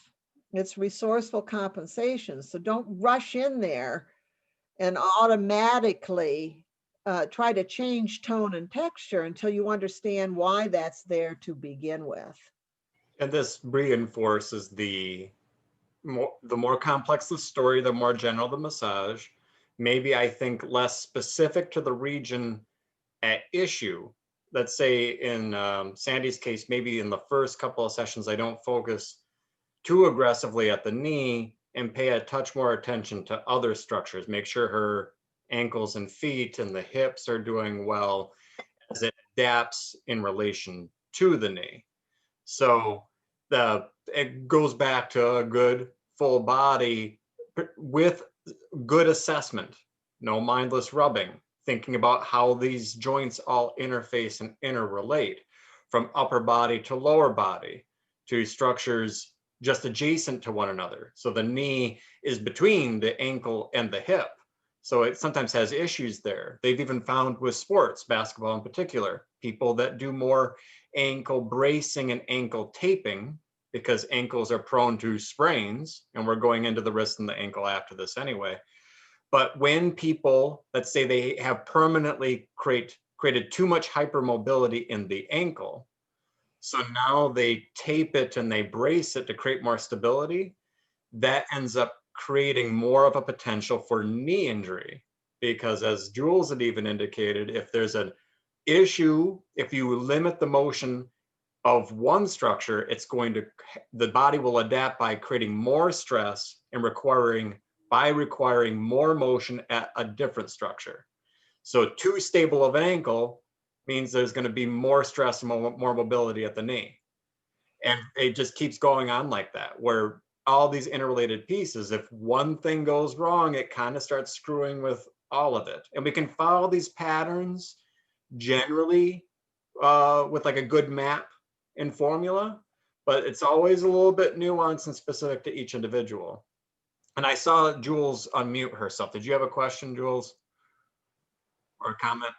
Oh, just Sandy had asked if anybody'd worked with anyone with knee replacements, and my first ever client when I was fresh out of personal training was a knee replacement client, and I've had several since then. And it's as Gail said, it's very interesting how the people who will come back from hip replacement surgery, they're pretty much ready to go. But with the knee replacement, it's almost like you have to retrain the brain on how to walk, because your body's so ready to compensate everywhere else for that destabilization of the knee, to the point that oftentimes I'd have my clients name the knee that's been replaced so that we could give it a personality, so that then when we were working with it, we could just be like, so how's Tella doing today? And they would just then tell me, so that then we could work through all of that. But yeah, knee replacement is always much harder to work with than hip. I've even noticed even with shoulder, it's a lot harder to come back from. So when we are doing joint movement and there has been a replacement and or a significant injury of a jointed area, have the client move the joint so that you can see what their confident range of motion is. And then you stick with that until you are clear that there could be maybe a little bit of an increase. This is particularly important in knee and hip because they're also weight bearing. So you don't just go in there and start cranking the joints around. You want them to show you what their range is. And with these joint replacement structures, the pieces that they use, they sometimes have a different level of movement potential, especially in your rotations and all of them too, your flexions, extension, not so much, but your flexions and your rotations. Anything else you want to add, Gail, on that? Okay, Luke. You brought up a really good point there, in that if I were to try to give a simple initial go-to for assessment with things like this, it's have the client show you through active joint movement, and then I, the therapist, do the movement passively to where it feels comfortable and safe, and just do, you do the motion very slowly until the client says that feels like it just starts the stretch. It's just at the kind of the initial threshold. And the comparing contrast then can be which one is more and which one's less. Do they have more range when they actively do it compared to my passive joint movement, or vice versa? Do I see more range when I passively do it for them versus when they actively do it? That can be really good information for me as the therapist. But we start with that active movement. They show us, and then I at least know that that's the safe parameter that I can passively move the joint. And then once I get to that point where they were at their end comfortable range, and I just see, okay, if I take it a little bit further, does that feel safe and okay to you? And that's where the conversation can start, and we can feel safe that we're not going to hurt anybody, but it can give us some really good information. The other thing is I'm going to put you on break here, just a 15-minute break here in a minute.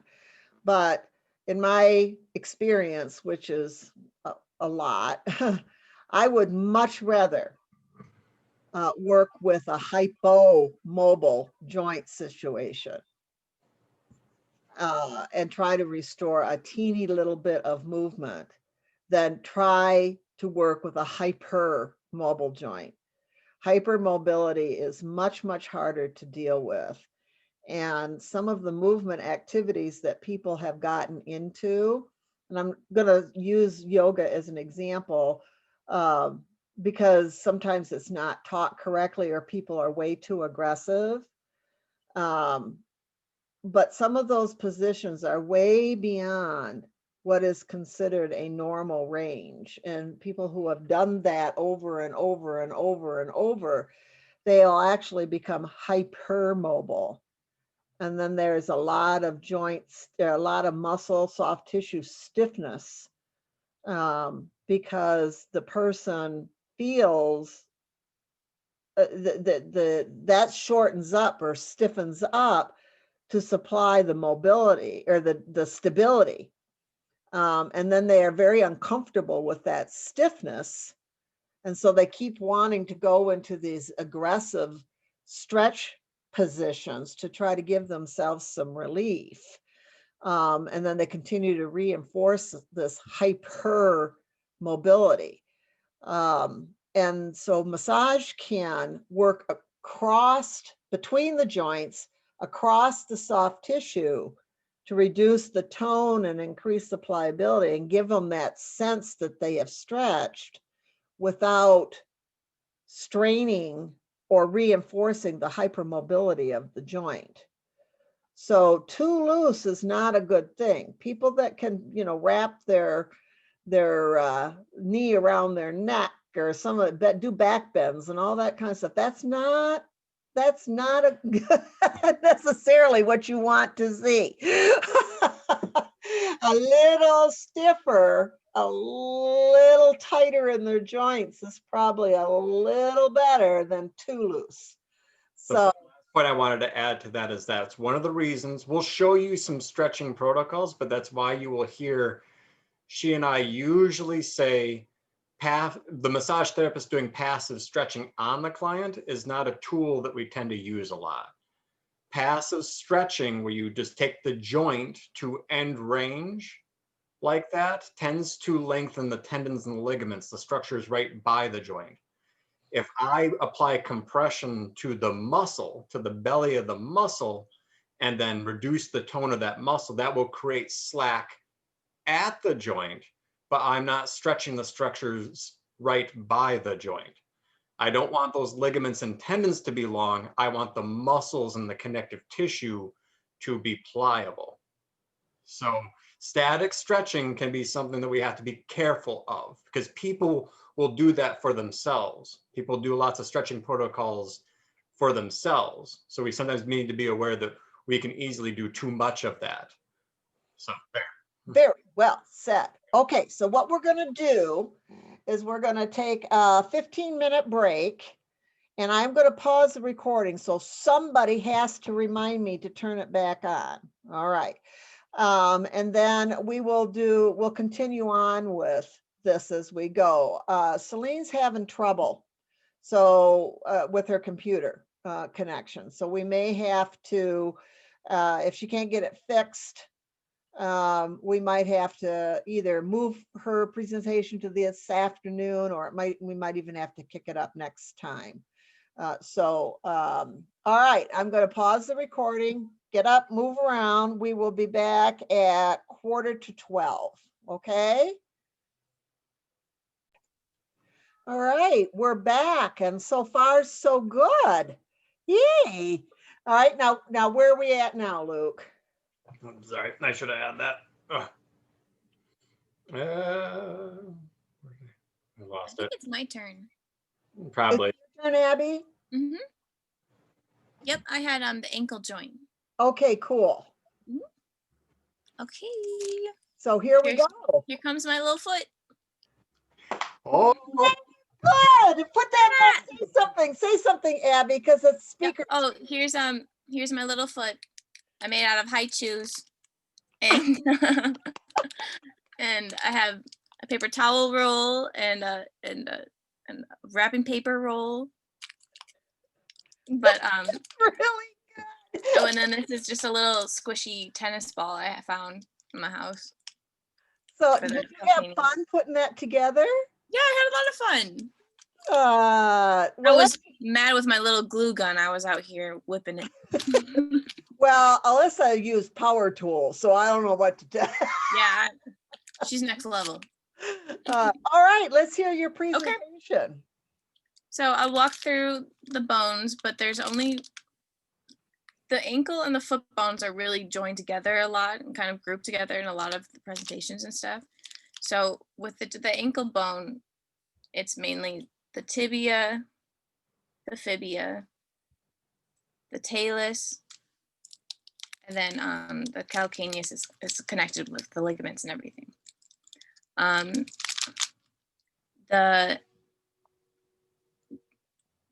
The bony structures that stand out are the medial malleolus, the lateral malleolus, and then on the posterior end of here too, on the tibias, another malleolus.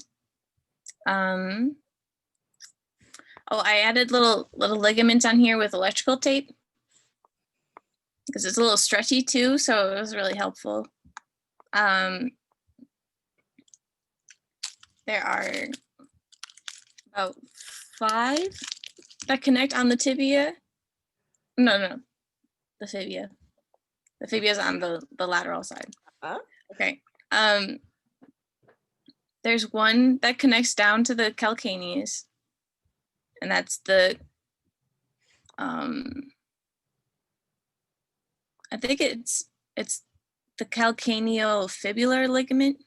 Yeah, so one of the things you're going to notice as we're layering language here is a lot of times the ligaments are named for either the 2 bones that they attach or the bony landmarks that they're attached onto. So that's Okay. a really good example of that. Okay. Great. And then there's 2 types of ligaments. The tiofibular connect the fibula with the tibulus. Tibia. Fibula. So there's one on the anterior and the posterior side. And then there's 2 talonavicular ligaments that connect the base of the fibula to the talus Uh-huh. on the top. That's my little poof ball. Okay. And then the joint movement of the ankle, it is a hinge type joint. And the main function of the talocrucial joint is the plantar flexion and then the dorsal flexion. Very good. Very good. Then there was also really close to it was the subtalar joint, which was in the base of it, and that's what causes the inversion and then the exversion. Inversion, exversion. So I wanted to incorporate that too. Well, I'm really glad you did, because that's an important movement that we'll come back to, and it's inversion and eversion. Oh, inversion, eversion. But exversion makes sense. You know, if you're trying to make sense. Thank you.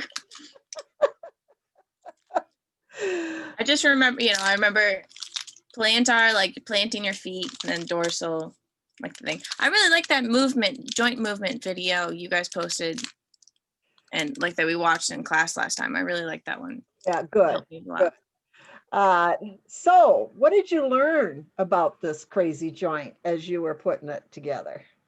That I can put a piece of the body together in an hour. There you go. So very, very creative here. And you did isolate more of the ankle complex. So that was excellent. The other thing you got there is the movements of the talus in there that produces the eversion and inversion. And when we sprain our ankle, that's the movement where the sprains typically happen. So do you see where she's got her tape on that lateral side there? That would be that collectively is known as the deltoid ligament sometimes. Oh yeah, I have the deltoid ligament on. Oh, okay, Yeah. You're right.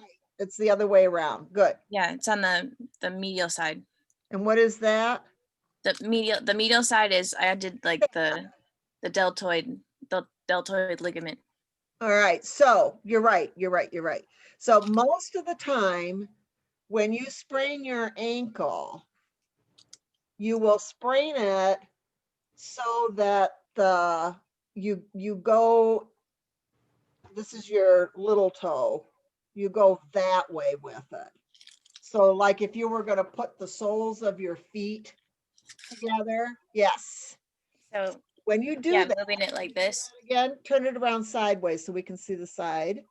Okay. Okay. There you go. Now go the other way, turn it around. Da-da. Now do your movement. Okay.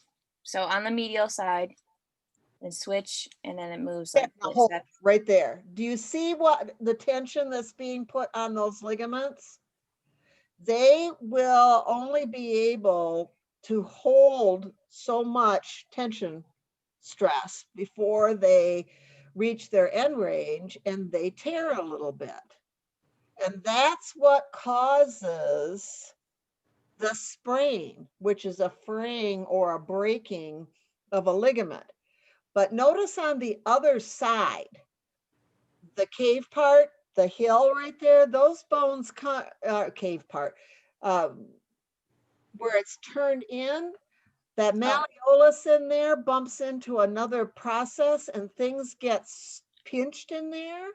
And a lot of times that's where the people have the most pain, because that's now a compression injury.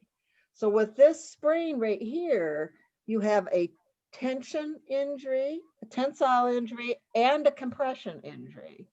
Now, make it go the other way. All right, now that's a tough sprain right there. There's a hard stop or hard end feel there at the joint where the fibula comes in. And there isn't as much give that way. And so sometimes what happens is that there'll be a crack in the head of the fibula. And so now you got a stress fracture in there.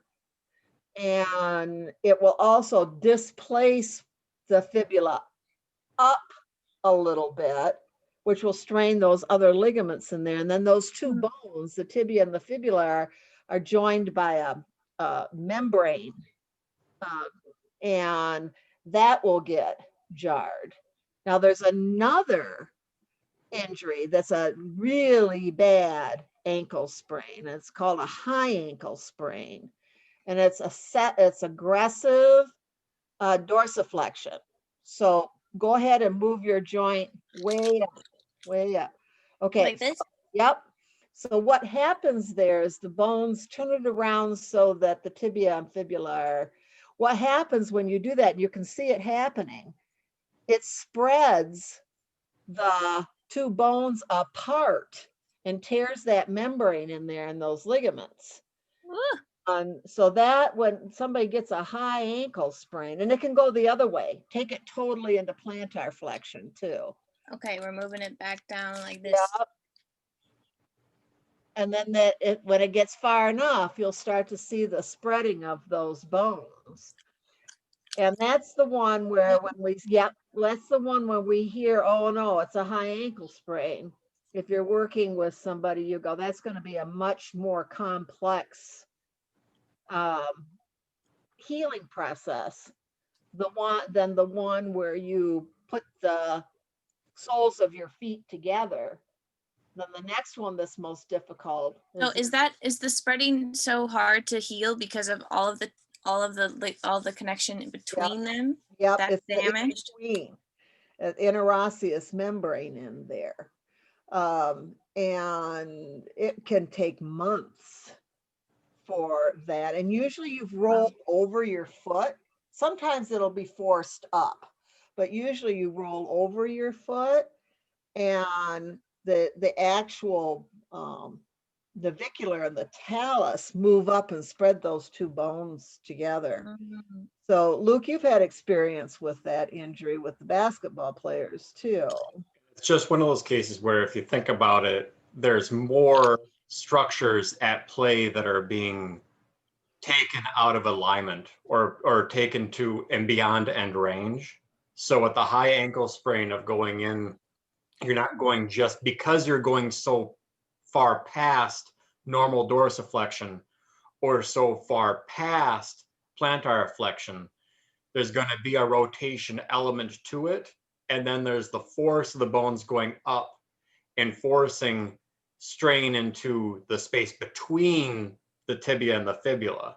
So it just ends up, it creates damage in so many more places all at once. You basically can't do that with there being several other movements in place compared to being able to just invert.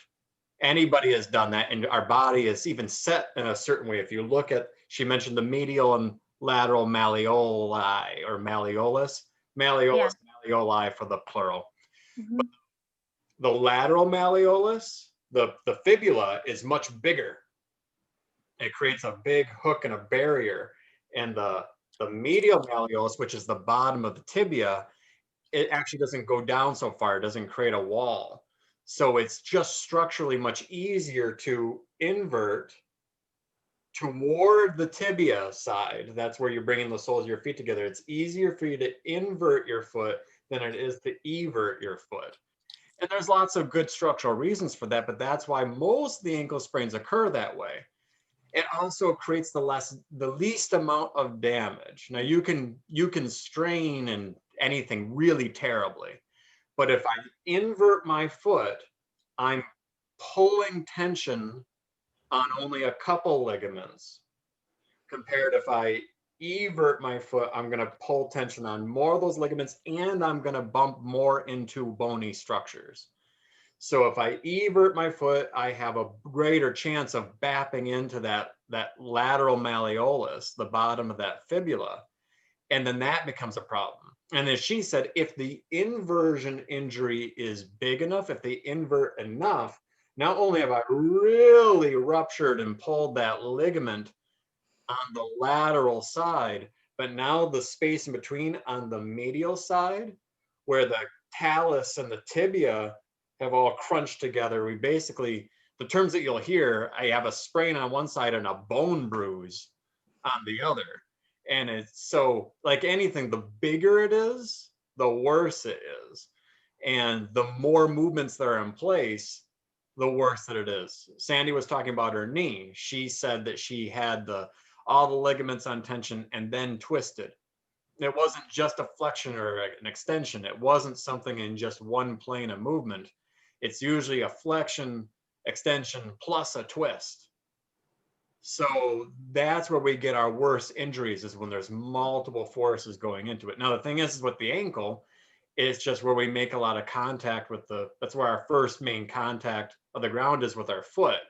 There's a lot of stuff that has to happen with our toes and the arch of our foot, but the place that ends up taking that initial potential for things to get offset is right there at the ankle.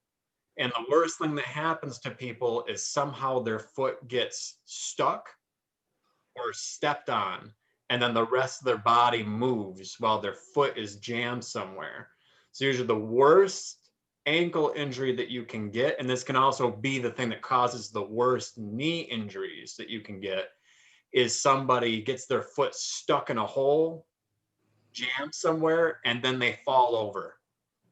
And now the foot's been jammed somewhere and held in place, and the rest of the body goes in some crazy direction, and everything gets ruptured and disrupted. In sports, it's that somebody usually steps on their foot. In basketball, that's the one that, if you're going to really tick off a basketball player, you step on their foot while they're falling or something. That's what will, or you land on their foot as you coming back down. It's like the courtesy and gentry of it all is that you should watch where you're jumping and watch where you're stomping. If somebody stomps on your foot and they're in close proximity to you and push you over, or if they step on your foot while you're falling over, you have the same thing that I was talking about when you maybe get your foot stuck in a hole.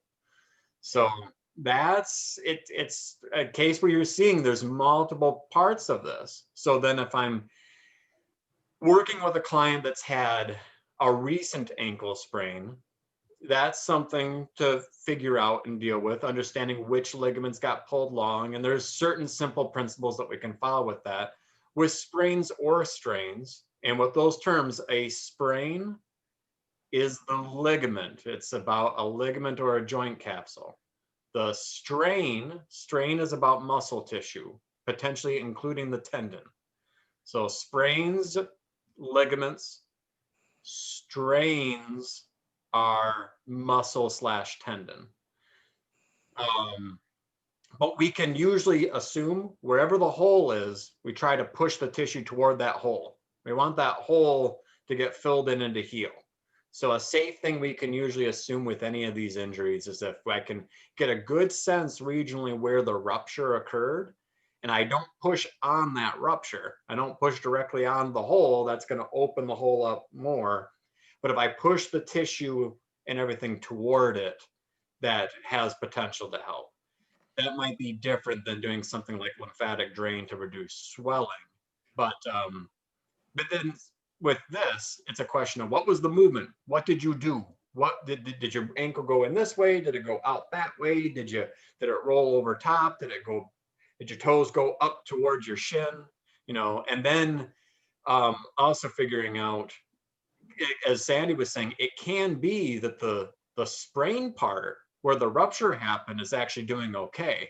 And it can be where the bones got jammed together where more of the pain and symptoms occur. So lots of things to think about.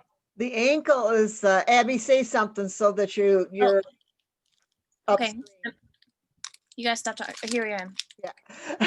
There you are, you sweet little thing. Okay, so now as we move into the foot with this, we're going to start to see the importance of the arch that begins at the calcaneus. And there's a connective tissue structure that runs from the calcaneus to the toes, the heel. And that's where people will get plantar fasciitis, which is a common thing that you will see in the ankle area that extends into the foot. The ankle is the most commonly sprained joint. And the structure is very similar to the wrist, which we'll see, but more compact, or the bones are bigger. There's less space between the bones. It's so there's more chance of all these little bones bumping into each other, which can create these bone bruises and that sort of thing. And is it because of all of the weight that this area supports so much weight, and there's so much rotation and movement in it that Yeah, it's your easier whole to sprain body- these ligaments? Yep. And then the tension, you know, to try to restabilize that, there's not a lot of muscle around there. There are connections to structures in the ankle. There's no direct muscle ability to pull to restabilize. It's a difficult area that once it's been sprained, it's difficult to get restabilization with it. And when we talk about healing in the acute phase, subacute, and then the remodeling phase, I got a little thingy here. So here's my ligament. And then I'm going to sprain it. I'm going to pull it and I'm going to create a hole. I frayed it. I don't have very good scissors here. There we go. Okay, can you all see that little hole in there? Big and bigger. Okay, can everybody see the hole? Yes. Okay, so what the body wants to do using muscle action is bring the ends of that hole together. Those muscles are going to be tight. It's called guarding. It doesn't feel really good. So what a person wants to do is stretch it. But what happens if I stretch it? I pull the ends of the hole apart. So it's counterproductive when we're thinking about how we're going to deal with an acute injury. We need to let that feel stiff and tight in there and guard, because this little hole, this little tear in here is trying to approximate the ends. That's why when we cut ourselves or something, they'll stitch it together because it holds those ends together. But the tendency, because it feels stiff, is that we want to stretch it. And this happens at ankles, and in other places happens is in a more of a strain at the hamstrings, is people want to stretch that. And you need to be smart enough as a massage therapist to know not to do that. And then how to explain, this is why we don't want to stretch this. It might be a couple of weeks before that knitting together process, that natural stitching together process, is solid enough that we can start to bring the length into it. So, so what did you? Will we ever get to the point where we can feel when, like, can we feel on the body when the muscle is guarding versus when it's just tension?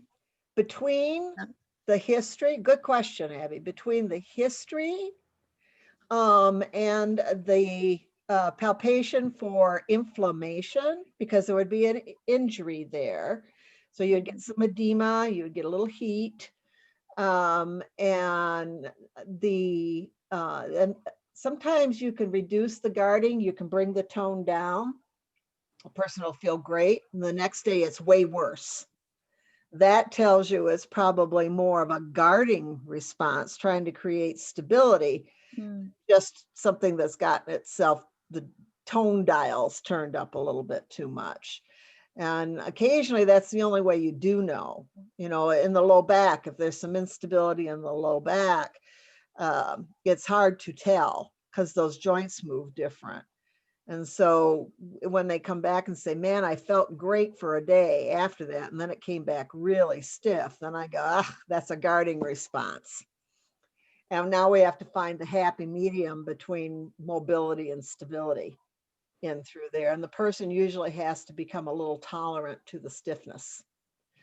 Ankles are tough to rehab because there's lots of rubber bands and bones and not a lot of big capsules or anything like that. And it's also where we start the feedback up into our body about where we are positionally.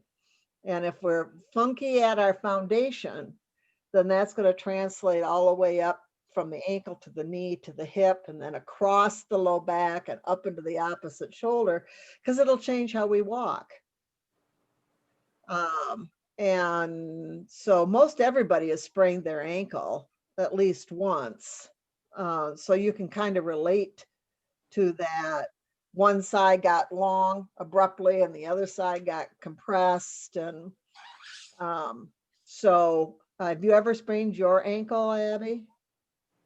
No. No. Uh, No. Knock on wood. Yeah, it's kind of, as you get older, just uneven surfaces. The worst ankle sprain I ever had was due to an acorn. All right. So as we deal with clients that at the age, and they might have a visual issue that interferes with balance, or they're trying to walk on uneven surfaces, then they might be more prone to falls. And the ankle might be what actually gave, and hopefully it goes into that inversion platform, because that's kind of how it's made to do that. But depending how they fell and everything else, then they can start to get hip or knee, or they hit their head or shoulder, and then it starts to get much more complicated. There are studies that show that massage in general, nothing real specific, but general massage full body does help balance. And I always like to have the question in my history, have you ever sprained your ankles? Because once sprained, kind of there, always sprained, always a little sloppy. The upside is that external stabilization, like a sleeve that you put onto your ankle, can really help, especially if you're going to be in situations, rubbery, not tape, but a flexible sleeve can help with that, those sloppy ankles. So did you learn anything else about the parts and pieces? That's a very good representation. You guys have done an excellent job so far. So what did you learn about putting it together in an hour? Oh,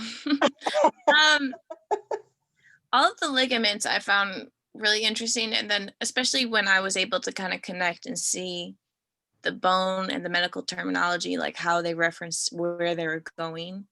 Yes. I was able to actually like apply it and see the connection in it. Yeah, and I'm That was hoping really helpful. everybody is realizing the value of the terminology related to the bony landmarks, because that's where these things come together. There's obviously, if bony landmarks are where things stick on or weave in, knit in, then being able to translate that is quite helpful. Anything else that you would like to share with us with your experience in making an ankle? I was really grateful that I had the ankle and not the foot.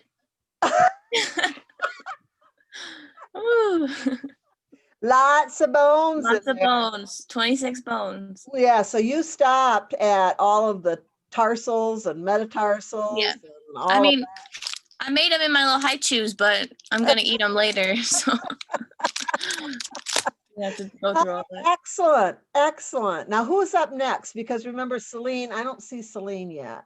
I'm trying to actually get a resource real quick for the wrist to show some stuff. Here we go. Okay. Did Celine have the wrist? Celine had the wrist. So I actually found a cool thing real quick. Everybody would find my place very strange because I just have body parts. But to reinforce, I have a leg, obviously, but here's, as I walk my way through this, here's our femur. We talked about the hip. So there's the hip joint. If I had a pelvis, it would show right there. So head of the femur, greater trochanter, lesser trochanter. You guys are looking at the anterior portion, anterior side of this. This is the left leg. We work our way, here we are to the knee. So you can tell with these models that patella isn't floating like it was in Gale's, right? That's the weird thing about the patella, is it's actually encased in connective tissue, which attaches it here. But inside of here would be where those facial pads were, where the meniscus would be. There's my flexion and extension. Now going further to, there's the top of the fibula, and now we're to the ankle joint. You can see the high chews did a good job. It's got the right form and everything to it. So now we're looking at the lateral side here. So if you compare those structures, what I was saying, you see how this lateral malleolus is quite a bit bigger than that medial malleolus. You can easily feel these on your own body. So that's why I can more easily turn in and invert versus evert. And she mentioned that subtalar joint. So the talar bones down here, that top one that initially interfaces where the main joint is, that's the talus right there. And then we have the calcaneus. The subtalar joint is about how that talus interfaces with the rest of the foot. And so a lot of interesting motions have to happen there, not just inversion, eversion, but also as we walk and bear weight, that talus bumps into the navicular, which then bumps into these cuneiforms. And that has a lot to do with how the arch of our foot changes shape as we walk. So the arch of the foot related to the toes and the ankle, same principle that we've been talking about, where all this stuff has to really work together in a coordinated, not any one structure taking too much strain, no one structure having too much mobility or too little mobility. And why, when we tell you guys to focus your attention to work where there's hypomobility more, look for your caves versus your hills so that we can balance these relationships out. We want, not if one side is too stiff, it's pulling the other side too long. So I look for what's short and try to return what's too short to a normal resting length. And then the stuff that's too long, going back to our analogy of the victim and the criminal, sometimes more of the negative symptom is where structures are being pulled too long, where there's too much laxicity, whether it be by hypermobility or it's this muscle tension imbalance where one side is literally pulling the structure out of alignment. But if I focus more of my attention at that, where is the shortened structure? So same with the ankle. The ankle's a good example of this. Typically people have their sprains invert. So the lateral side of the ankle joint is usually too loose. And I need to think about what happens over here on the medial side of the ankle. You guys have seen me talk about that in the clinic. When somebody's laying on their side and that bottom leg is laying there like this, so we can get to the calves. Here's gastrocnemius and soleus underneath. A lot of muscles that go down to deal with plantar flexion and flexion of the toes, they go through this little channel down here on the medial side of the ankle joint. If I focus, I have to make sure I pay attention here on the medial side of that ankle joint and think about how those muscles cross that joint and could get tight and pull it into that inversion and not worry too much about digging around trying to work here. People will try to dig and work along this lateral malleolus. There's not a whole lot to do there. You're just pushing on the ligament, where that ligament might be long, but there's not much I can do about something that's too long. So maybe I choose to go over here and work on these structures and see what happens. Did it help? Didn't it help? And that can be a good place to work from. With the wrist, and I'll just do a quick thing on that, you can draw a good comparison with all these structures. When we talk about the elbow and the knee, you have condyles and epicondyles at the femur, as well as at the humerus.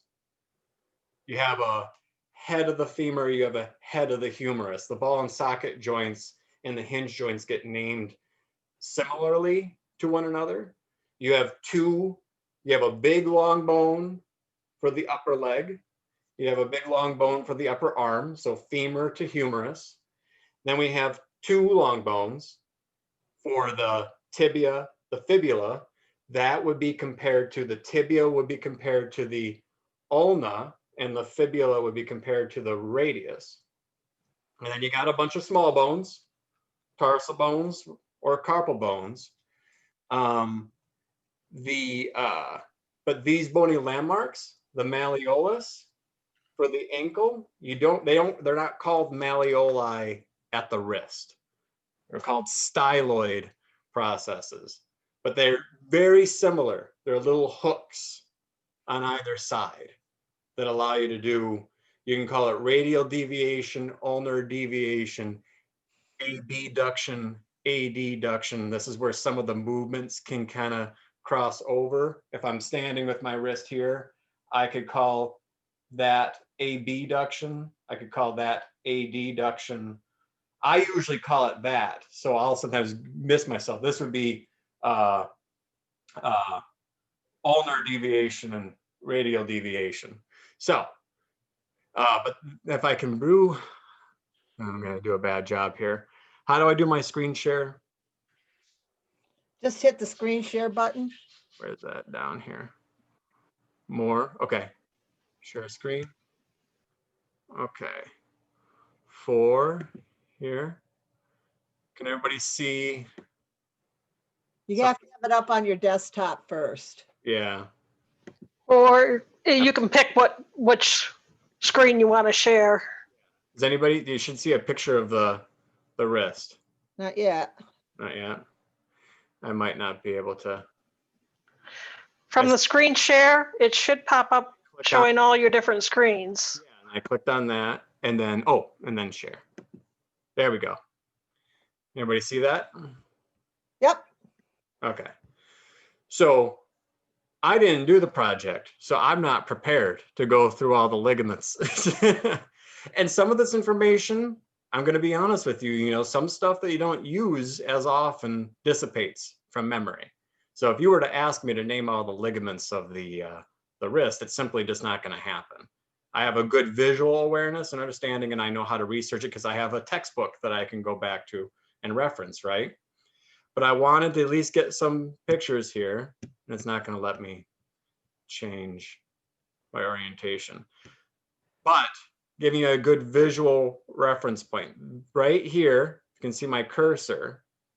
That would be the medial styloid part, and this will be the lateral styloid. The radius is always on your thumb side. Radius on the thumb side, ulna on the pinky side when you're so that gives you at least a reference point. So it's a good idea to look up. I just went to Wikipedia because I knew I could at least there we go. I can get some other pictures. So there's an anterior posterior view of this. So similar to the ankle, but here's the thing, at the wrist, it's not called plantar flexion, dorsiflexion. At the wrist, it stays extension flexion. So at the wrist, this is flexion, this is extension. Actually, this would be extension, that's hyperextension. And then you have that ability to abduct, adduct, and then you have some level of, you have a little bit more mobility here at the wrist compared to the ankle. And you're going to see that particularly, there's an exception here where the elbow is more stable than the knee, but the other joints of the leg, the hip is more stable than the shoulder, the ankle is more stable than the wrist. So that's me covering that very succinctly. Do you have anything to add? No, and when Celine, whether this afternoon or next week, is able to get on to present, that'll be really helpful on that. So I brought up some quick pictures just so we could cover that at least in the video. And just comparing it like anything, you're going to find you can compare a lot of this stuff to the structures above or below. And you compare that. Hips with shoulders, knees with elbows, ankles with wrists. The structures are more similar than dissimilar. The biggest difference that our anatomy shifted to is because our legs are all about weight bearing and our arms are not. However, as massage therapists, we decided to weight bear with our wrists. So this is a reason why in our body mechanics, you make sure your wrist doesn't go too far into hyperextension. That can really hurt. So I've shown you guys an adaptation where if I find my wrist, if I'm trying to push and I feel like my wrist is going too much into hyperextension, I shift to that soft fist, because then I can keep that wrist joint fixed. I can keep it in neutral position and apply compression. If I'm using my palm, I'm always putting my wrist into hyperextension.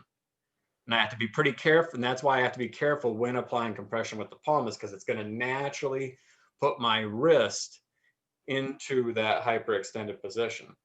And getting comfortable with that soft fist is something I've had to use a great deal. It took a little while, like anything, to get coordinated with it, but learning to get good with the soft fist stabilizes that wrist joint. So that's my 2 cents. Okay, unshare your screen. There we go. All right, so ladies, what I would, you folks, what I would like to do, who's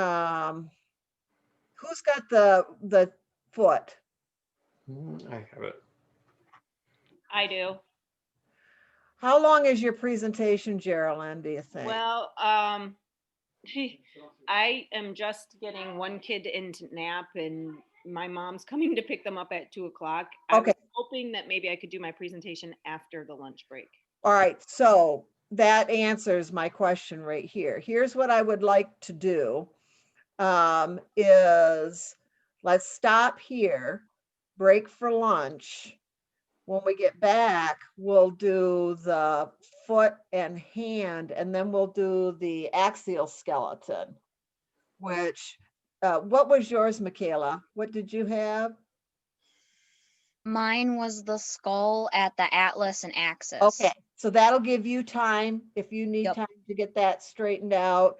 Yeah. The hand, the foot and toes, hands and fingers, ribs at vertebrae and sternum, atlas at the skull at the atlas and axis, and then the vertebrae. So that'll be a nice afternoon on what we're doing with stuff. And so let's go ahead, and I'm going to stop this video. The link should, even though I think I got the times right on the secondary link. So that'll get us in for this afternoon. And then, like I say, you guys are doing such a great job with this. I don't want to rush it. So we'll just let it roll out, and it's not tiring. It's not like just listen to somebody lecture all the time on this, because you never know what somebody's going to show up with. So it's a lot of fun. So, okay, let's break for lunch. We'll be back at 2:30. 2:30. Sound good? All right, perfect. Bye, everybody.